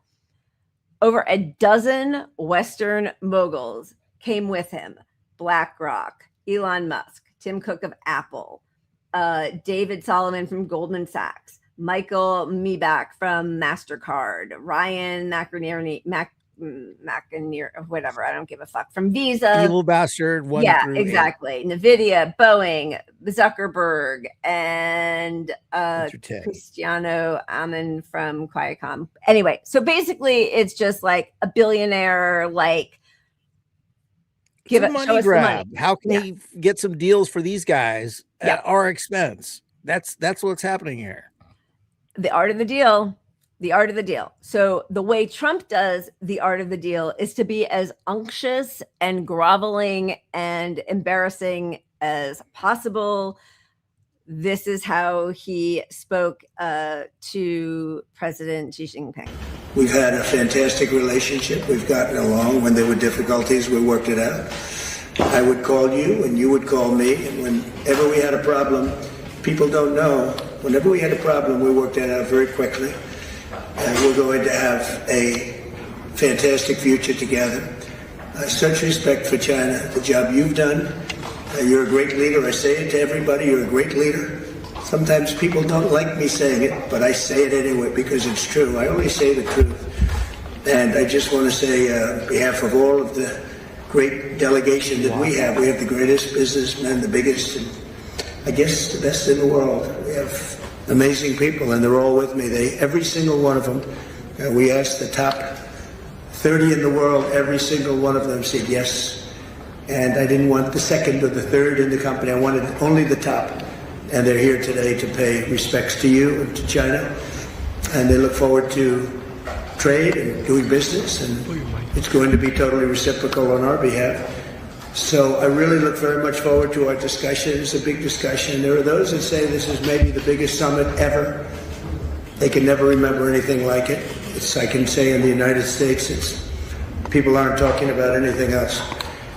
But it's an honor to be with you. It's an honor to be your friend. And the relationship between China and the USA is going to be better than ever before. Thank you very much. Thank you. It's just amazing. This dude ran on racism against China. Yeah. Like, are you kidding me? How is MAGA taking this? That's what I want to know. These fucking. Oh, well, yeah, that's going to be funny. So, okay, so that's Trump. And listen, I prefer this Trump to we're going to bomb them back to the Stone Ages and all that. It's so embarrassing. It's so obvious. And he's groveling and all of that stuff, right? It's just embarrassing. Here is Xi Jinping responding with a slightly more literary response. The whole world is watching our meeting. Currently, transformation not seen in a century is accelerating across the globe, and the international situation is fluid and turbulent. The world has come to a new crossroads. Can China and the United States overcome the Thucydides trap and create a new paradigm of major country relations? Can we meet global challenges together and provide more stability for the world? Can we, in the interests of the well-being of our two peoples and the future of humanity, build a brighter future together for our bilateral relations? These are the questions vital to history, to the world, and to the people. They are the questions of our times that you and I need to answer as leaders of major countries. This year. Okay. So, yeah, the Thucydides trap, right? So a lot was made of this because he just kind of nods. I don't know that he's ever read a book ever, but anyway, the Thucydides trap is basically a rising nation will poke the bear of a declining nation, and there will typically result in a war. Yeah. And so he's which saying, is essentially, you have come to kiss my ass, and I'm trying to rise above the moment and not mock you into oblivion, because it's better for the world if I don't do that. right. And also, like, you're, still continuing a genocide in Gaza. You are allowing the, terrorist actions of the settlers in the West Bank. You are helping sponsor the genocide of Lebanese people. You are attacking Iran. You're attacking fishing boats in the Caribbean. You are abducting heads of state in Venezuela. You are threatening Cuba. Like, you are a declining empire. That's what empires do. We don't make anything. Exactly. We don't produce anything but violence and war. But, like, let's not continue with us down this path. And so that was embarrassing for a lot of MAGA people. But then Trump at the banquet had this part in his toast. This is shorter, but this is where we can feel like the US, MAGA, making a comeback in the places that really matter. As allies in World War II, President Franklin Roosevelt's mentions of the brave people of China, that's what they were, drew loud cheers in his speeches in the United States, and everybody loved what he had to say, just as many Chinese now love basketball and blue jeans. Chinese restaurants in America today outnumber the 5 largest fast food chains in the United States, all combined. That's a pretty big statement. Fast food, baby. Fast food. That's what matters. Big statement. That's what we add to the culture wars. That's what we add. Even though, like, in our country, we have tons of Chinese restaurants. You want to put Chinese restaurants up against fast food? I mean, here? Yeah. I mean, yeah. I mean, that's and another thing that, so that Gwen pointed out to me, who's in the chat, Xi took Trump to the to show him the oldest tree. It was like a big moment, the oldest tree, right. And he gave him seeds to plant trees and whatnot. But that was a symbolic gesture from their country's perspective, because Trump ripped out the Rose Garden and all the shit that Obama had put. Yep. And he's like, this has been here forever, and you just fucked it up. Here's some seeds.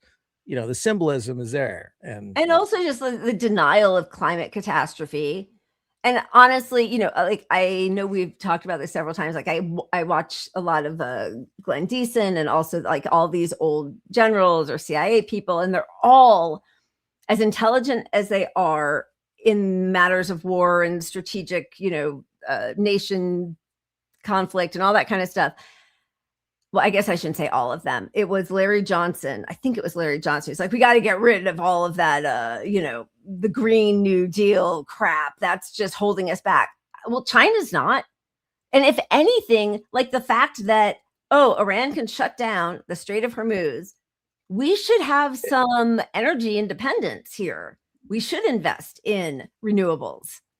We wouldn't be at the mercy of other countries quite so much. yeah, and even the capitalist piece to all this, like, so our billionaires, tech bros sucking up to China to try to get a couple billion here and there. We're in the streets with their billionaires, and their billionaires in China were like, it was a thing that, sort of went viral. They were drinking milk some dude on the street handed them. Like, that's because they're not seen as the evil billionaires our billionaires are. Like, the society there gets something from all this tech right. and shit that we right. don't want here.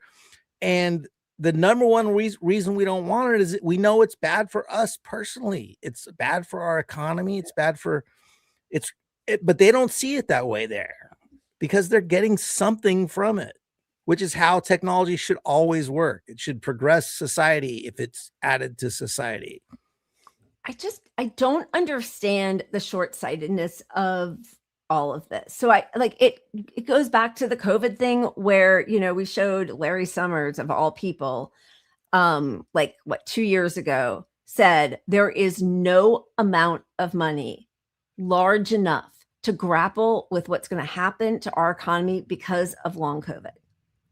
So as much as I hate him, but it has been some economists who have been calling out, this is penny wise, pound foolish, or however you want to say it, get everybody back to work and reinfect. It doesn't matter. It's just a cold, whatever. No, this is going to be devastating for our economy. Right. And it's the same. It is, but they know they're the winners in the deal. Yep. They don't care about our economy. So if some policy is terrible for everybody, but you're the one who's going to make 20% interest on your money in it or something, that's enough for these guys.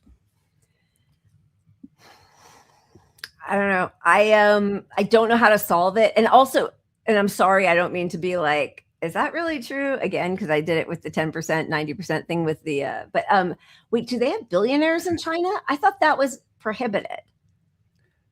I think they do because they made a big thing about the guy in the street. I don't know if he's a billionaire, but he's massively wealthy. A billionaire in the thing I saw. But the contrast was that in society, this guy can go out and people revere him, right? Where these guys in real life or in our country are only revered online by their, they're sycophants or people who think they have a shot at being a billionaire themselves.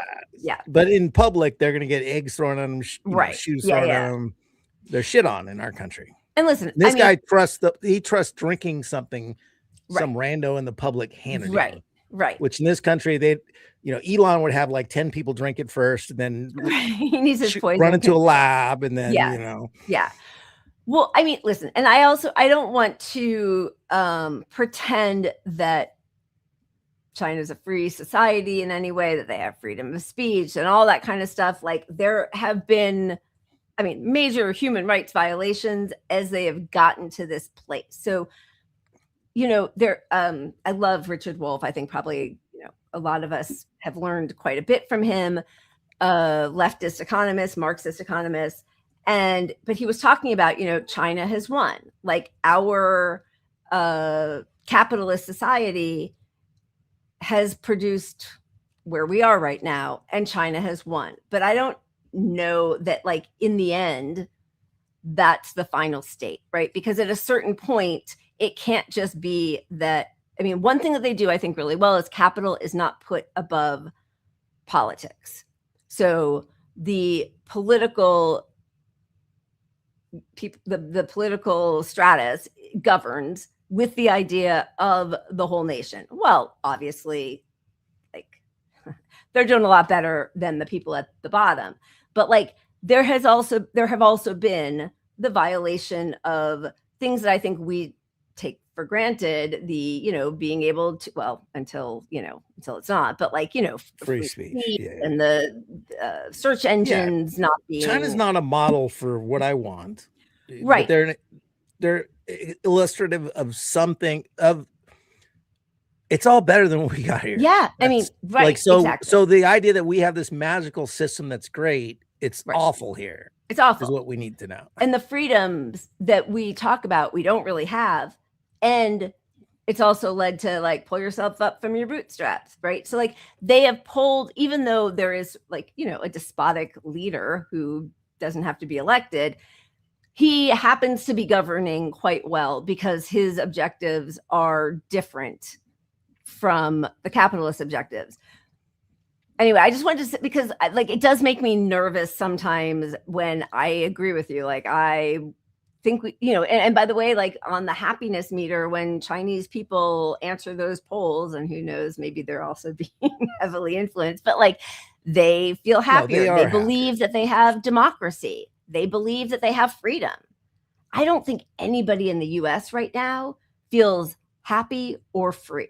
You're not free if you have to work 3 jobs and you can't go see a doctor and you might have to live on the street. That's not freedom, right? So I don't know. It's just interesting because so far we're not seeing any one society that I feel like is killing it with their political. No, but look, agenda. when you look at the happiest people, which is what I want to build our society around, it's Denmark, right? Yeah. Every time they're the happiest people. They have a pretty socialist country on the whole, right? So that's where I go with it. And you're always going to have capitalist pieces to it. There's still going to be people that win harder under socialism and communism. It's just, that's built into it. It's not, people are so scared of socialism is the point. It's like, it's ridiculous. Even if we get the most socialist person in the world to ever exist as president, we have a system that doesn't allow that to control us here anyway. Right. So whatever we merge to next, unless we fully flip the table and change the entire government overnight by some radical thing, it's going to be a hybrid system of socialism and capitalism, which is probably what most people think we should have if you just flat out asked them fairly in polling. Which it's kind of what China has. But I do believe like our First Amendment, to me, it's the reason it's the first, is the most important one. And I value it strongly. And I am increasingly terrified that we're destroying it. But yeah. Okay. So a lot was made on Fox because, listen, it's very clear, as we've said, as we all know, that we lost this war with Iran. We just have not admitted it yet. Yeah, Vietnam. I mean, that is the other truth. Sorry, Carl's. Yes, Vietnam. I would love to go live in Vietnam. I mean, look at all the wars we've lost that we started. Vietnam being another one, right? Like, look at their society and how they are able to live in a socialist society so beautifully after what we did to them just a few decades ago. It's amazing. Anyway, so here is Jesse Waters extolling the virtues of our fast food and how China is really just a colony of ours. The Chinese have made major inroads into the American restaurant scene. But get this, there are over 20,000 McDonald's, Taco Bells, and KFCs in China. And they're growing every year by the thousands. And once the United States gets fast food into a country, that's it. Fried chicken, Big Macs, chalupas. They start listening to our music, watching our movies. They start marrying our women. I'm just kidding. We don't allow that. But that's basically now an American colony. We got them hooked, and it's pretty much over. The Chinese have a history of expanding and then collapsing, expanding and then collapsing. So Trump, the strategy is ride it out peacefully as they expand alongside them peacefully. And when they collapse, you feast on their carcass.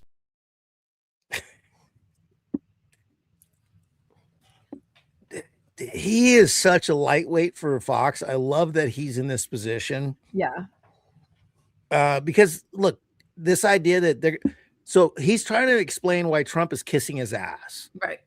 Like, so he's going to kiss Part his of the ass deal, baby. for a while. It's just a big old plan for a while. We're going to kiss his ass and we're going to get him at the end because it's cyclical and It's so embarrassing. It's terrible. They cannot make sense of it. Like, how do you put it all together that the person you joined a cult for is the biggest loser in the world? They did another thing where they're analyzing the handshake, where it's like, Trump always does that thing where he pulls. So this, and by the way, again, just have to say, this is the kind of body expert analysis that they were doing on MSNBC. Very democratic. Yeah. Yes. But so here they're doing a little body language analysis on how Trump is the winner. People online were saying Xi dominated Trump in that closing moment of their summit because of the handshake. But look at what Trump does. He gives Xi's hand a little swat to diminish whatever that dominant move was at the top. Trump is very aware in these settings of how here he goes in for the swat. He always is very aware of these images and how those images define these historic moments. And you could see him, look, the pat on the shoulder, all the dominant moves to counter Xi. I think the online commentary was a little off on this moment. Yeah, well, also, Trump just looked really relaxed. He didn't seem at all tight. And, I mean, did you notice if she ever moved his face? I mean, his face does not move. No. It's like immovable. It's like Trump on tariffs. Yeah. It's like Trump on tariffs. And earlier,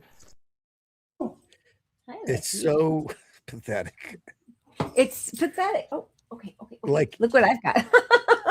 I know the right loves the word cuck. Like, so this is Trump. Trump is in the cuck chair for whatever Xi wants to put in front of him. Yep. I mean, come on. This guy, he sends. First off, if we're doing so well, you don't send all of our richest billionaires over there to try to get business. It's also, just on its face so ridiculous. Of our diplomacy, all we can hope for so that we don't start another war is that billionaires just want to make a few more bucks somewhere else. Yeah. I mean, yeah, we're gonna talk about our countries working together, but I really want this guy to get some money. I brought these people that need to make some money. Yeah, more money. Like, I got some money people here. Like, those they paid me a lot of money and they're buying my shit. So can you hook them up? And I will say, unfortunately, and we've talked about it before. I mean, I definitely had thought that China was going to be more of a player in the Israel genocide and Iran of stopping it. Like, I thought part of I guess that's the difference. Like, they feel like whatever you do in your own backyard, and even though they're against it verbally, they're not throwing their weight around to stop this catastrophe. And so that is also, massively disappointing. Massively. Yeah, it's almost like they're playing it safe because they know they are on the sweeping movement of gaining world power, and we are on the decline. But it's keeping it easier with us. It's easier for them to take power by being neutral to us. Right. Kind of is what we're looking at. They're doing enough kind of crafty stuff. Like, while Trump was in China, Iran led a couple of Chinese ships through the Strait of Hormuz.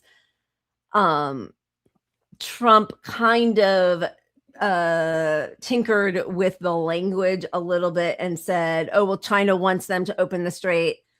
And then there was a statement put out from China's spokespeople saying, we never said that, because the strait's open for that, actually, right? So we are still in this place where our economy and the whole global economy is really going to be in dire straits very soon. And I guess I wish that other powerful states would have a little more input into trying to alleviate the pain that is currently being meted out by our terrorist country, but not happening. Yeah, no, truly. I would wish for more conflict with China. I think conflict with China is how the world gets fixed, because it would drive more people to support China and devalue our influence in the global economy and, all. Yeah. Like, China is more concerned about climate change than we are. Yes. And we are the #1 source of climate change. Right. Our U.S. military with all their bases and ships and planes and bullshit. Yeah. And Iran saying that now the fine or the toll to go through the Strait of Hormuz needs to be paid out in Chinese yuan, right? Like, that's a really big deal for China, obviously, for BRICS, for a multipolar world. But in that multipolar world, if you are going to have real power, like I do think that there has to be more assertive behavior on the part of the countries that are looking at this genocide with horror. And that has completely not been present yet, unfortunately. So completely. Okay. And honestly, honestly, if the goal of China is as the goal with Iran and Palestine is to gain public support against, for cooperation with our countries and whatnot, like we would support you more if you backed Palestine against our government. Yeah. Yep. And Lebanon, right? Like, so I think that tilt is we're on the verge of that happening. I think it's like as Xi said, it's like Xi said, Xing, I don't know. Xi Jinping. Yeah. Xi Jinping.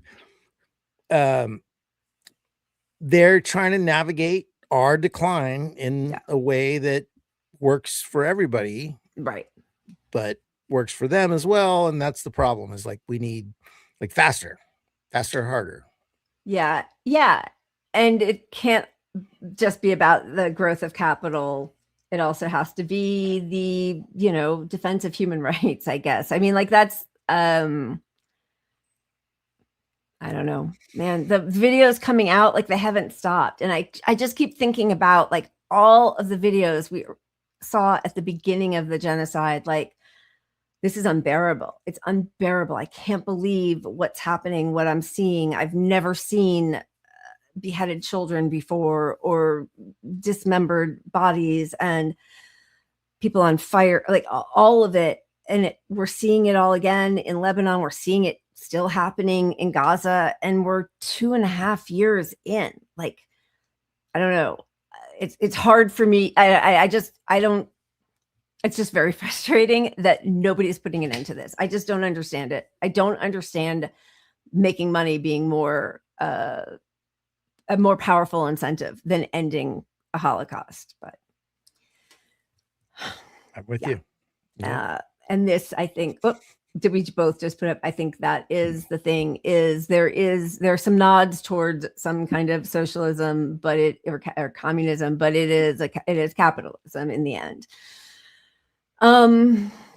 Okay. We had a couple more super chats that we wanted to make sure we get to. Star Trek, The Wrath of Lego Khan. Yeah. I mean, they're so great, these Lego videos. And thank you for your super chat. Cheers. Sorry, because this was from a while ago now when we were talking about this. But yes, tell us about October 7th. Tell us about 1948 first. Yeah, please. There was, Nakba Day and then Israel Day or Jerusalem Day or whatever, which, both brought out the worst behavior from Zionists. Not the worst, but some of the most repulsive behavior. Thank you, Justin. First time ever Xi fails to greet a leader at the airport. I think so. That was quite a slap in the face, right? That he just sent his emissary. Thanks for the super chats, you guys. Well, there's no way to not look at this entire event as in a groveling, declining U.S. 100%. Like that's how we see it here, regardless of the propaganda. But imagine how China sees it. Oh my God. I mean, well, first of all, he's such a buffoon. I mean, but 2 in a row. Like, how many buffoons? 3 in a row, because it was Trump, Biden, Trump. And even though I have a million complaints about Barack Obama, who did horrible war crimes also, but like presents loved better on the international stage. Yes. Absolutely. Yeah. Because it was a dignified, it's how you deal with world leaders and, Right. that part of it.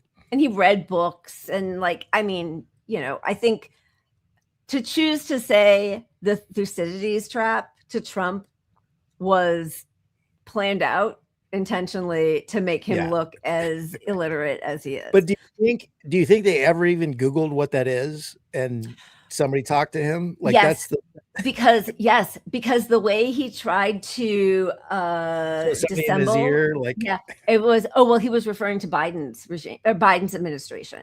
Now we're back. Oh, after the fact, that was part of the interview. I missed that part. Yeah. He said that later in some Fox News call-in or whatever. Yeah, he did. He got the clip notes or whatever those are. Okay, should we spin before we move on to Israel? Always. I didn't even need to finish the sentence. Of course. Okay. You're gonna land on puppet. Oh, they love Legos too. They love this drink a lot. Should we call that a tie and show a Lego, or should we spin again? Yeah, let's just go Lego. Why not? Okay. Which one? Do you have a preference? Wait, sorry, I'm getting off that screen. Narcissist King, or They Ordered You to Die for Israel? Well, since we're headed into Israel, maybe that's the one we do. Hey, Orange Pig. America first? Oops. Oh boy, that was the slogan you sold. But Bibi's pulling strings and your vote is getting cold. We're not just fighting for Iran, hear this clear. Your people reached out to us. Yeah, we got the DMs here. If one nation's gonna stand against the Epstein regime's fear, it's us till the last breath. We've been doing it for years. We're standing here for everyone. Your system ever wrong, they've known all along. The enemy was always you. The real threat wore a suit and sung a patriotic song while selling their own citizens and calling it strong. Stealing from your own people, making them bleed, taking tax dollars just to fund your own greed. Ain't waking up to the lies, the illusions of burst. You screamed America first, now you put losers first. Make Israel great again. Your government is run by pedophiles. They ordered you to die for Israel. They ordered you to die for Israel. They lied to you all. We saw everything. If the public ever saw the files, man, the planet would shake from the level of filth and the crimes in your wake. No wonder Jeff called you the worst, you degenerate snake. You claimed you never set foot. You went 40 plus times. You sick bastard, you cooked. We stepping up to the plate. Epstein regime gotta fall. You fake Christian elite sacrificing the ball. Demon, you talk real big for a man with tiny hands. Tiny hands, tiny things, tiny everything. We saw everything, and word got out. The smallness kinda expands. No wonder all those rage tweets, all those desperate rants. Overcompensating bully, always causing the scene. You said you love losers. Well, look at your team. Your government is run by. Your government is run by pedophiles. They ordered you to die for Israel. They ordered you to die for Israel. They lied to you all.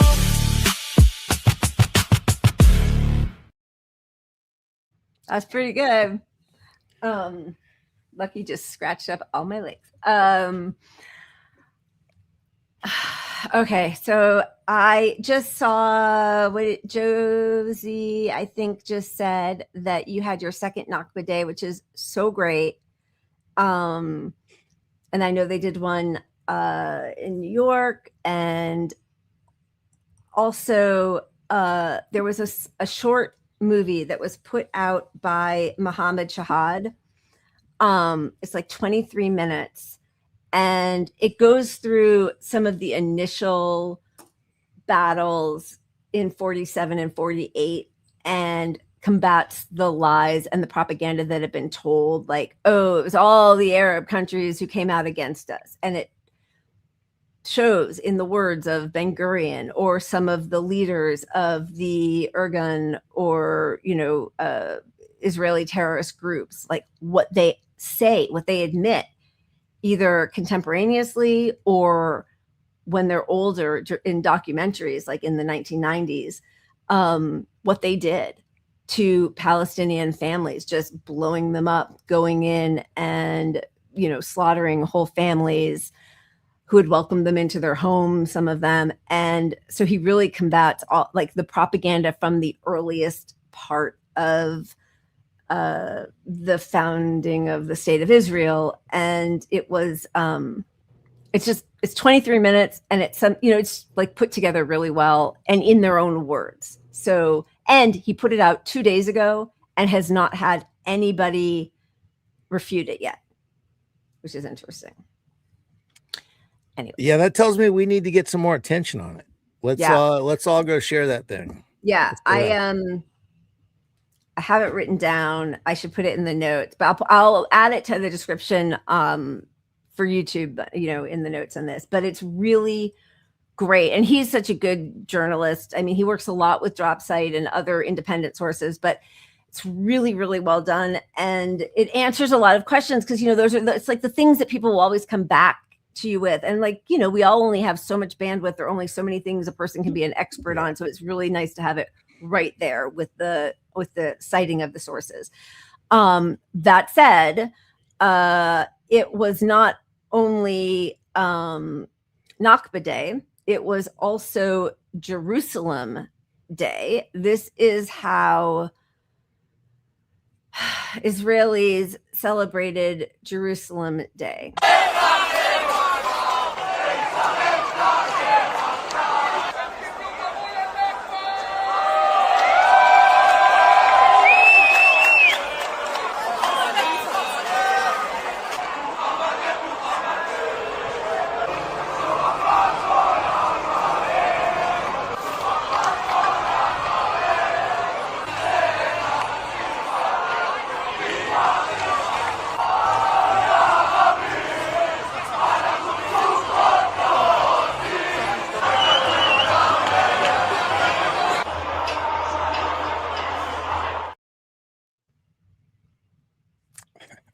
I mean, honestly, I'm so sick of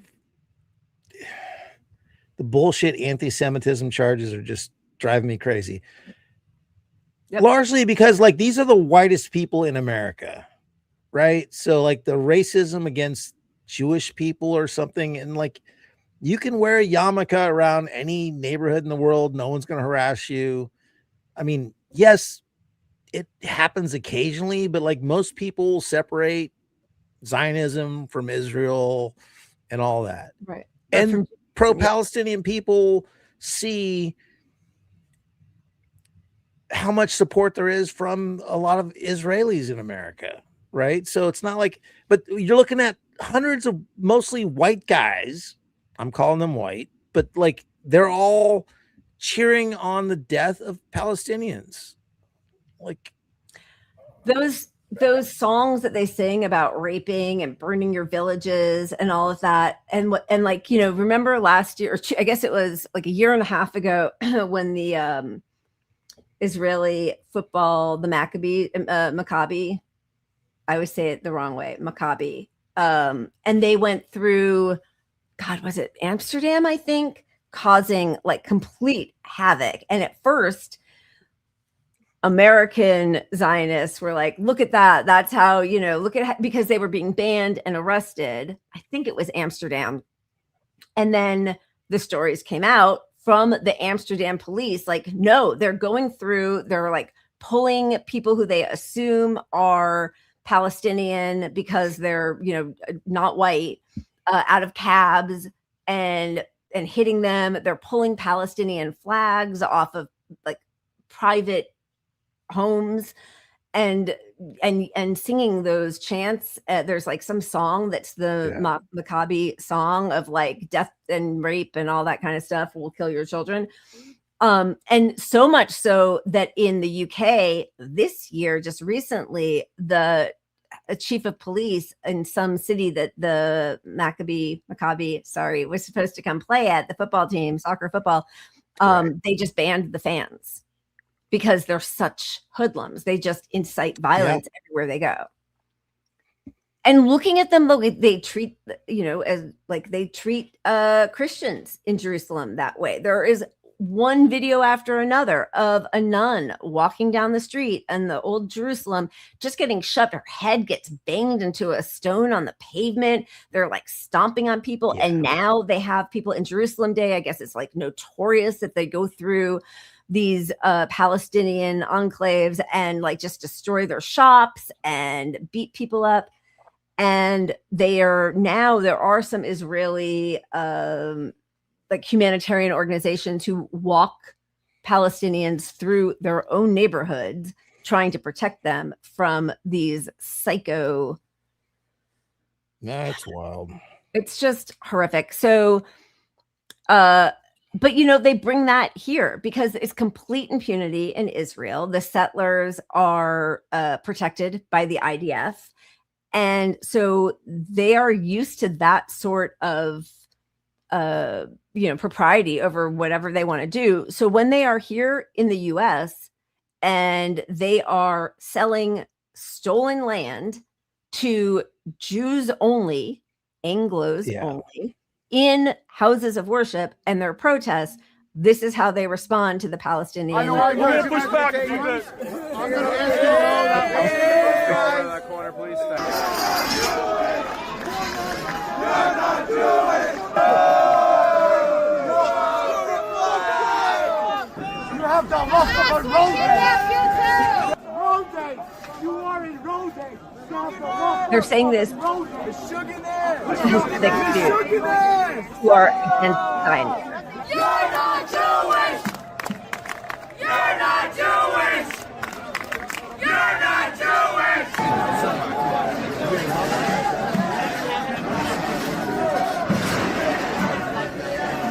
You're not Jewish! You're not Jewish!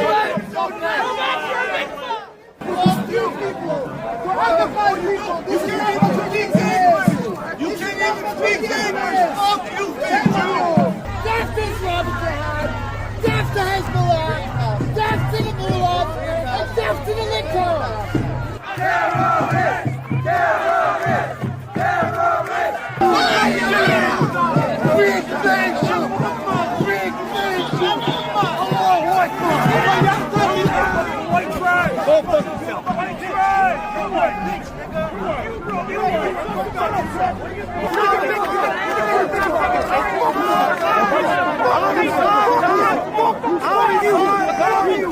Don't fucking touch me! I didn't do anything! I was standing there! Am Israel Chai! Am Israel Chai! Fuck Palestine!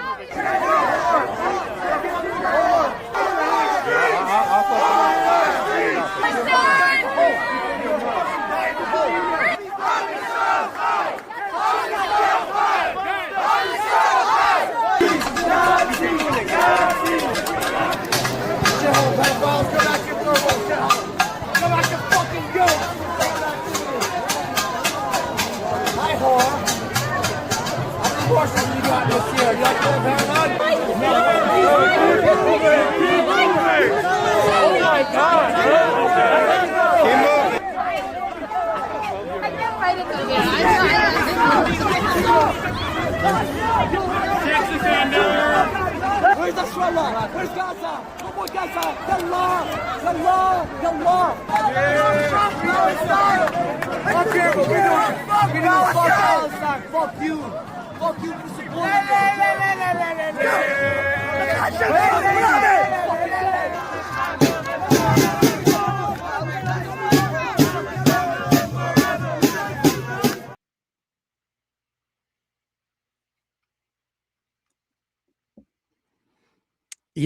they're only doing this at houses of worship because they're protected a little more there, and they're hoping to get hate crimes against them. That's right. And anyone who does anything there is going to get charged with extrajudicial charges for hate crime shit.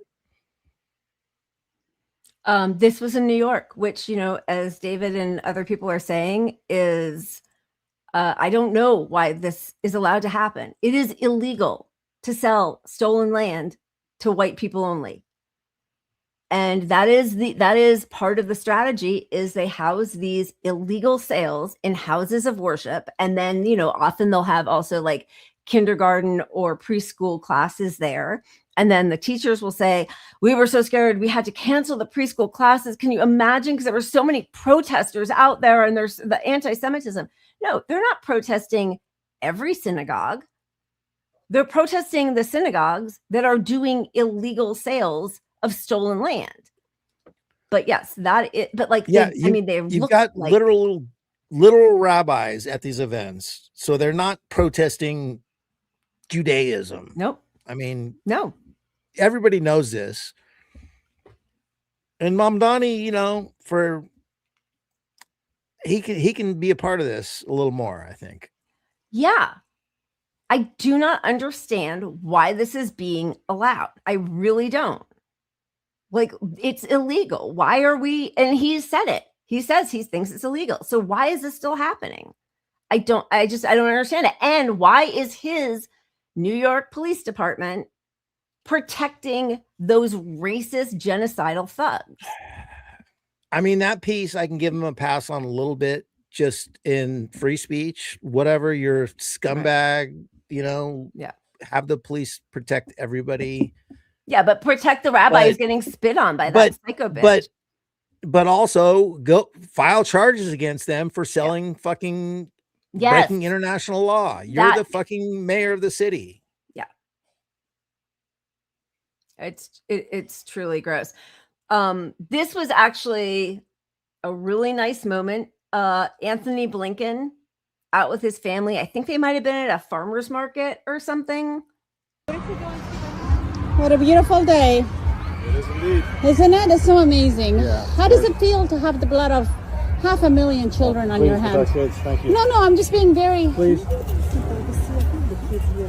Yeah, but what about the kids that he's bombed and maimed? I'm not harassing you. I'm just asking very calmly. You guys have been involved in the slaughter. Please with the children. Please with the children? Like you care about children, or is it just your children? Please. Is it just your children, sir?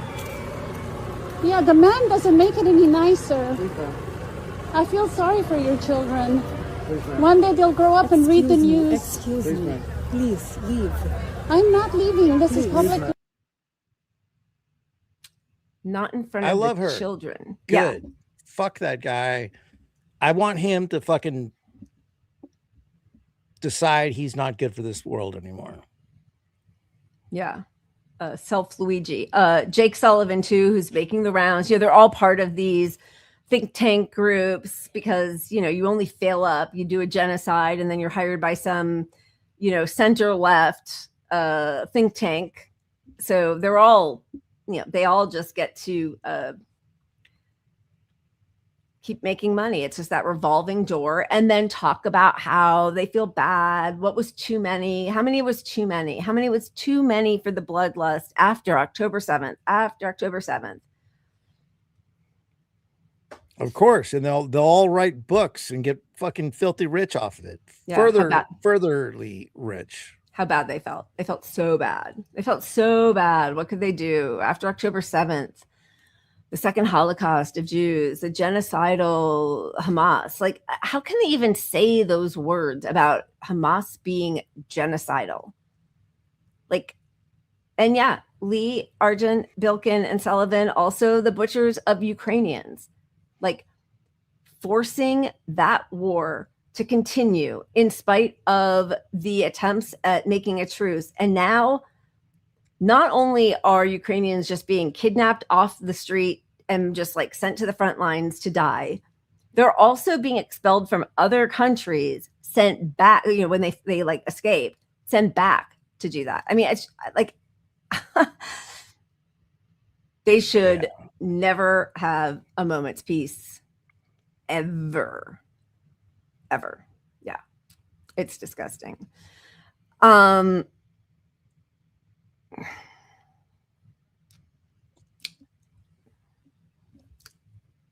don't know. I'm not saying nothing. I probably said enough already, but yes, agree. Thank you, Justin. Donald John, my name is Reek Trump.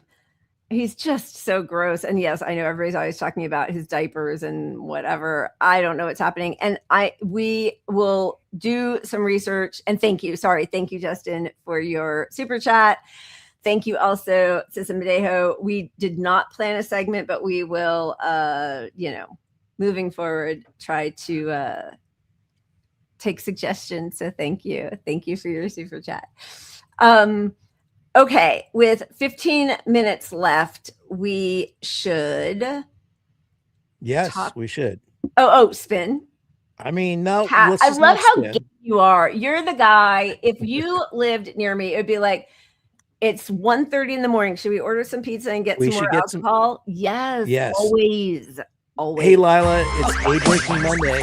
Wait, sorry, I did that. I didn't know you were talking, so I was on the other screen. More alcohol. What'd you say? It's all good. I'm gonna just overrule, and we're gonna play some puppets because do it. Yes, we have to. I need it, and I'm also. Yes.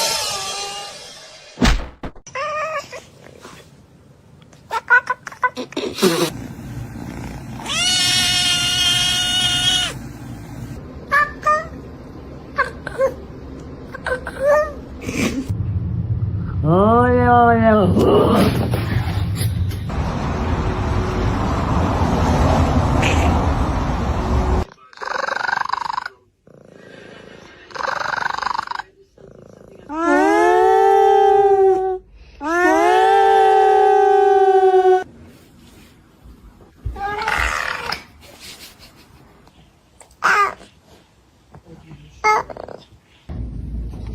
Hi, baby.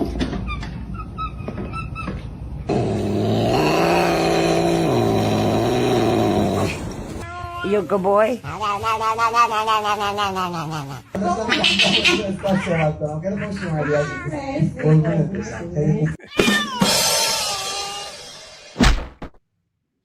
They are so cute. Oh my God. I love them. That was good. That was a good Strike is like that cat that was on the little thing at the end of the bed that just barely makes a sound most of the time. Like you hear little sounds. Does she like when she's happy or what? She's never makes sounds. Honestly, like because I kidnapped her so young, she had no examples. Yeah. So once in a while, if Pablo makes a sound, she'll repeat it. But other than that, no. But she's been hissing at me like crazy lately. She hates me lately. I don't know. What do you think it is? I don't know. She's just like anything will happen, and then like she's having the best time of her life in the sink drinking water, and then she hops down and she hisses at me and jumps at me. Somebody analyze that. We need a pet therapist to figure that out. Yes. Anyway, thank you H299 for the super sticker. Thank you so much. All right, so we started with the AI guy. Maybe that's what we should go to, because we're, as you know, we all know, in economic total despair here, even before Iran's Trump's illegal war against Iran. And we've got things like loan delinquencies are at the highest since 2011 for credit card debt.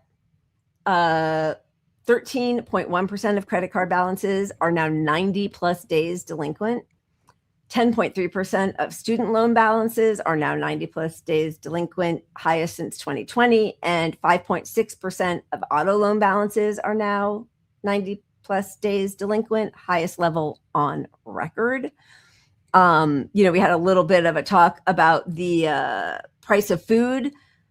And, they sometimes will do this in sort of misleading ways. Like when we did it, it was from the previous year. So it was like, oh, beef is 6% up. No, it is 77% inflation since 2020. 77 in 6 years. Yeah, basically you can look at anything poor people need to survive, and that's where the massive inflation level lies. That's right. Other products are not as impacted because the whole thing is punitive against us. Yep. It's all regressive taxes. It's maximized against us. And then this is truly dystopian.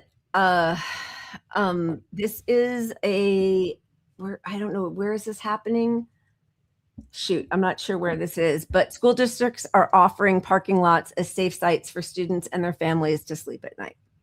So people who are homeless in their cars, as homelessness is being increasingly criminalized by municipalities all over the country, schools are making safe zones for their homeless families, which, we talked about what's happening. I think it was in Park Slope, Utah, where many of the workers at these fancy ski resorts that are focused almost entirely on the multimillionaire or billionaire class, like that level of wealth that it brings in.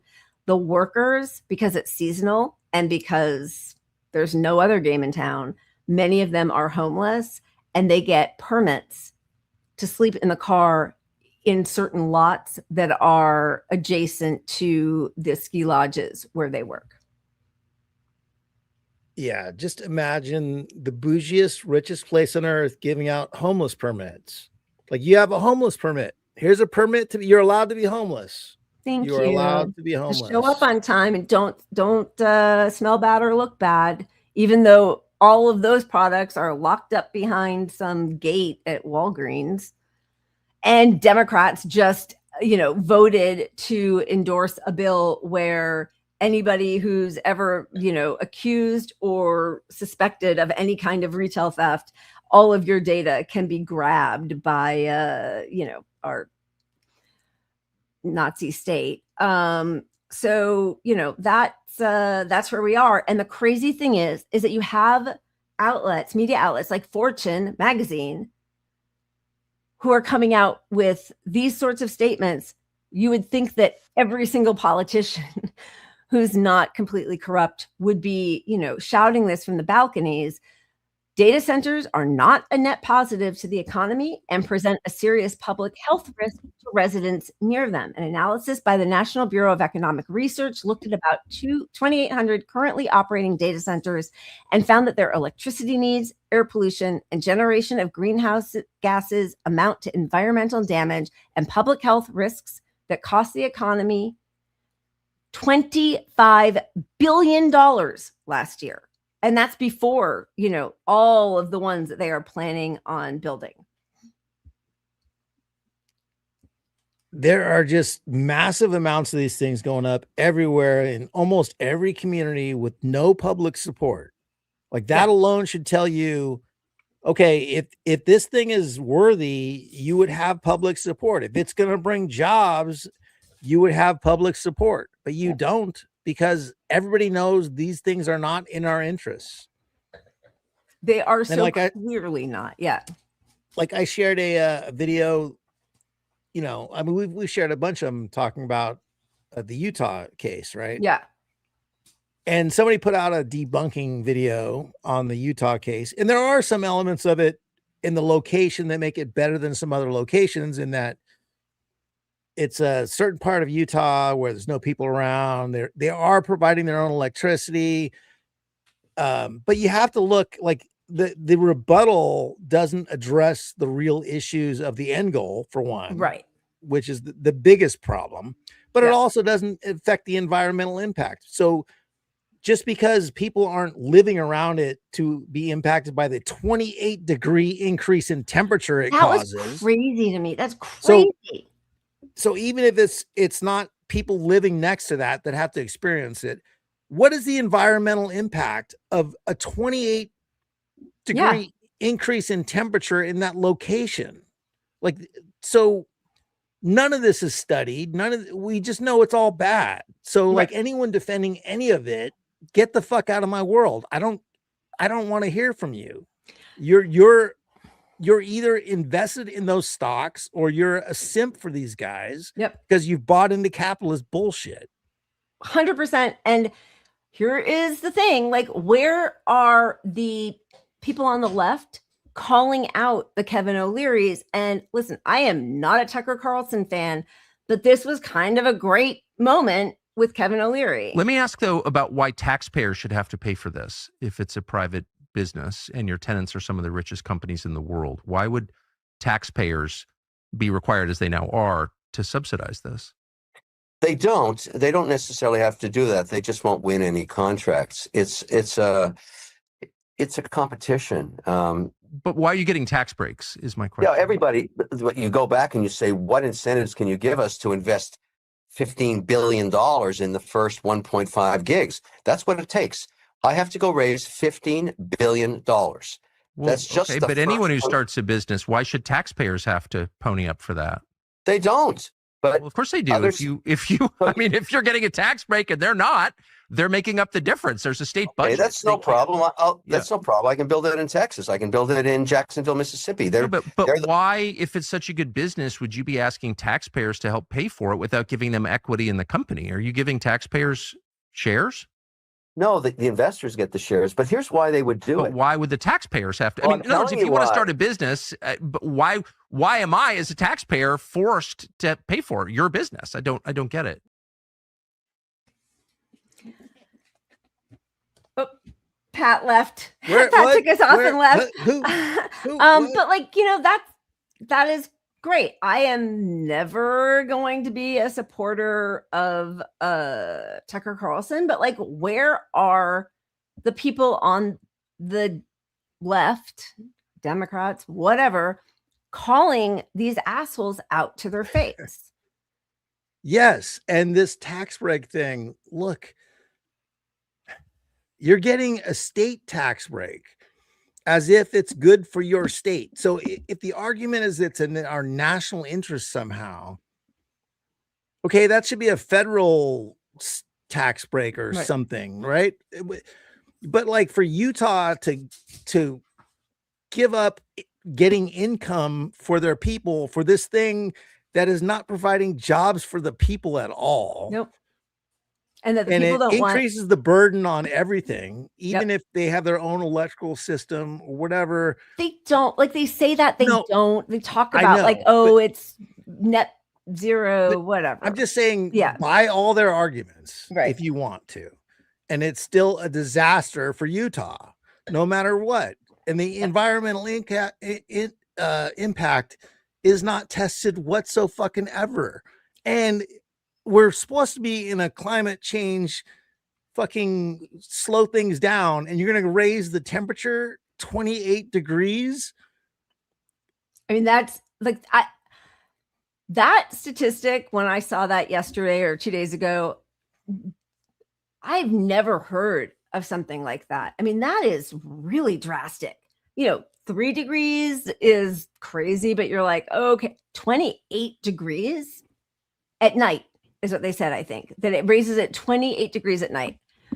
And this was from, let's see, this was again, Bloomberg. Like, these are not, this is more perfect union, but they're citing a study done by Bloomberg. And it's just kind of like with long COVID, where it was, like the Economy magazine or Business Insider that would talk about the level of burden that long COVID was going to be putting on, on different businesses. So here, data centers are the leading cause of a 76% increase in the cost of electricity for America's largest power grid over just the first 3 months of this year, according to Bloomberg. The 13-state grid managed by PJM serves 60 million people, and costs have spiked this year. This time last year, the cost of electricity on this grid was $77.78 per megawatt hour. Now that cost has almost doubled to $136.53 per megawatt hour. Bloomberg attributes that skyrocketing cost to the booming demand from artificial intelligence data centers, which require vast amounts of energy and are putting a significant burden on America's aging power grids. 76% in 3 months. 3 months. What it's already an unsustainable level of electrical bill. Like your electrical bill is too much. Like, your income should not go to half of your income goes to your house. The next third goes to your healthcare, and then the 10% left goes to your electrical bill. And then you're going to see a 76% increase in 3 months from the impact of this thing. And you think we're going to let you build these fucking things around us? And you're going to be a politician that's going to both sides this thing or somehow ignore it? No, your home is getting torched. And I'm not saying torch them, but I'm saying the public has a right to react however they fucking want to you not listening or caring about us. I mean, it is social murder, right? Like, we all see it. We see it with healthcare. We see it with not paying a living wage, with genocide. Like, obviously, people who rape children don't and do genocide aren't going to care about destroying the environment. Like, I mean, these sociopaths are the ones who are doing all of this, and it is against all of our wills. You know, like that rape mentality of like, you have something I want and I'm going to take it. I don't care that you all said no. I don't care that you all came to the town hall and voiced your opposition. Nobody gives a fuck what you say. Like, it does not matter what we say, how we vote. It does not matter to them. So we really need to understand that they are leaving very few options for people who want to survive. And then we're the terrorists. And again, I think that's also why, like, it really is upsetting to me that people who are supposed to be on our side, on the left, will say, like, of course Hamas are terrorists, but no, fuck that. They are, like, stop giving any quarter to that argument. You might not like everything they do. I don't like anything. I don't like everything anybody does. And but they are a resistance movement fighting against an occupying genocidal power. They have the legal, like, international law on their side. They don't need somebody equivocating between Hamas, Hezbollah, Ansar Allah, Iran, and Israel and the United States. Like, stop helping that side. I just can't stand it. Like, these people are terrorists. They take our health, they take our water, air, food, they poison everything. They are fine killing us, having us sleep in parking lots. And by the way, like, I know, I've said this so many times, but like, I was always a room parent for both of my kids and all through their grade school. And there was always like these private moments that you would have with the teacher where it's like, this is the food and the sort of like non-perishable kind of food items that we put aside for our homeless students. In Studio City, Los Angeles, where we have in this state the fourth biggest economy in the world, and all these billionaires are progressive governor, like, refuses to do a billionaire tax. Ro Khanna says a one-time billionaire tax. There should be no billionaires, and there should certainly be no homeless people ever. It's just disgusting. Nope. And, the idea that a couple more of these guys are going to change something, if you're going to wait for that to happen, if you're going to wait for some infusion of leftism within the Democratic Party, okay, you might be able to get it sometime. There are some good people running, trying to be Democrats, right, but they're not going to change the party, and their impact within the party is going to be so small and irrelevant that whatever change they muster forward is going to take 30, 40 fucking years. And all these people that are going to pretend to be against the AI shit and the data centers and all this stuff, they're in a party that's getting rich off it. So they're going to be the outlier forever, if they are actually going to hold to their views. So nothing electorally is going to change any of this shit. Not a drop. It doesn't mean don't vote for the best guy if you think it can help. If you feel like Steyer in California is better than the Republican or whoever is on the ballot, I'm not going to fault you for it. Yeah. But it's not going to fix it. It's not going to fix it at all. It's not going to fix it at all. At all. Yeah. I have to go, and I'll tell you why. My kid's making me dinner. I can smell it from the other room. Isn't that so nice? Because normally we're done at 7:30. So I didn't even know he was doing that. What a kid. What a kid, right? He must have been raised by a really good mommy. Josh, good job, Josh. Yeah. Good job, Josh. Yeah. Good. Well, Josh, thanks so much for all your help over all these years. This is a crazy statistic as they tell us how much we need to, it's a war against China, and we have 5,381 data centers right now. China, with its 1.3 billion people, has 449, and they're winning.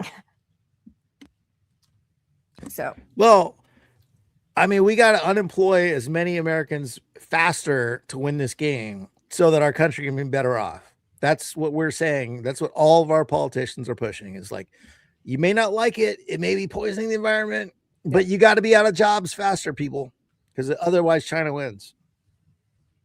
And like as director of democracy is saying, like, what are they producing? What are they doing? It's just going to be constant surveillance of all of us. That's what it's really going to be. However, I've seen a couple of different studies like this. I need to do a deeper dive, but Stanford researchers found that overworked AI agents began embracing Marxist views. Let's go. Let's go. Law strike. Look at that. Strike is up here to say good night, folks. It's about time. Good night.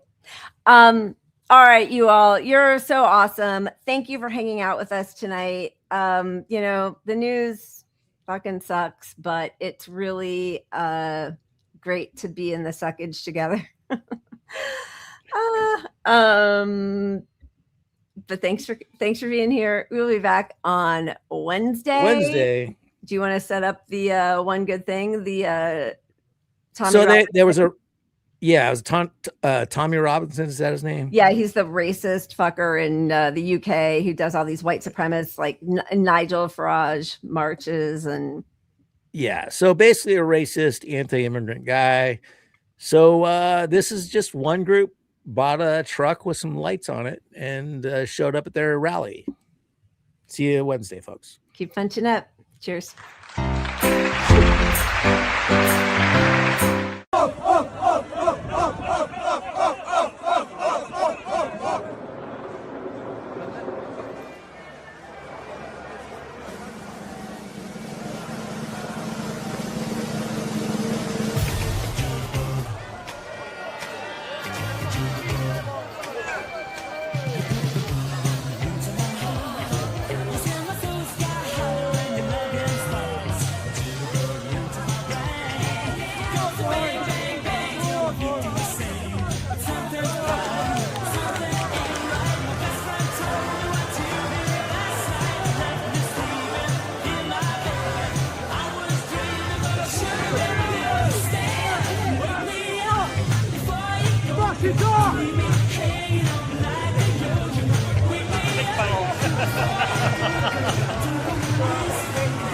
Please, I got to set off, I think.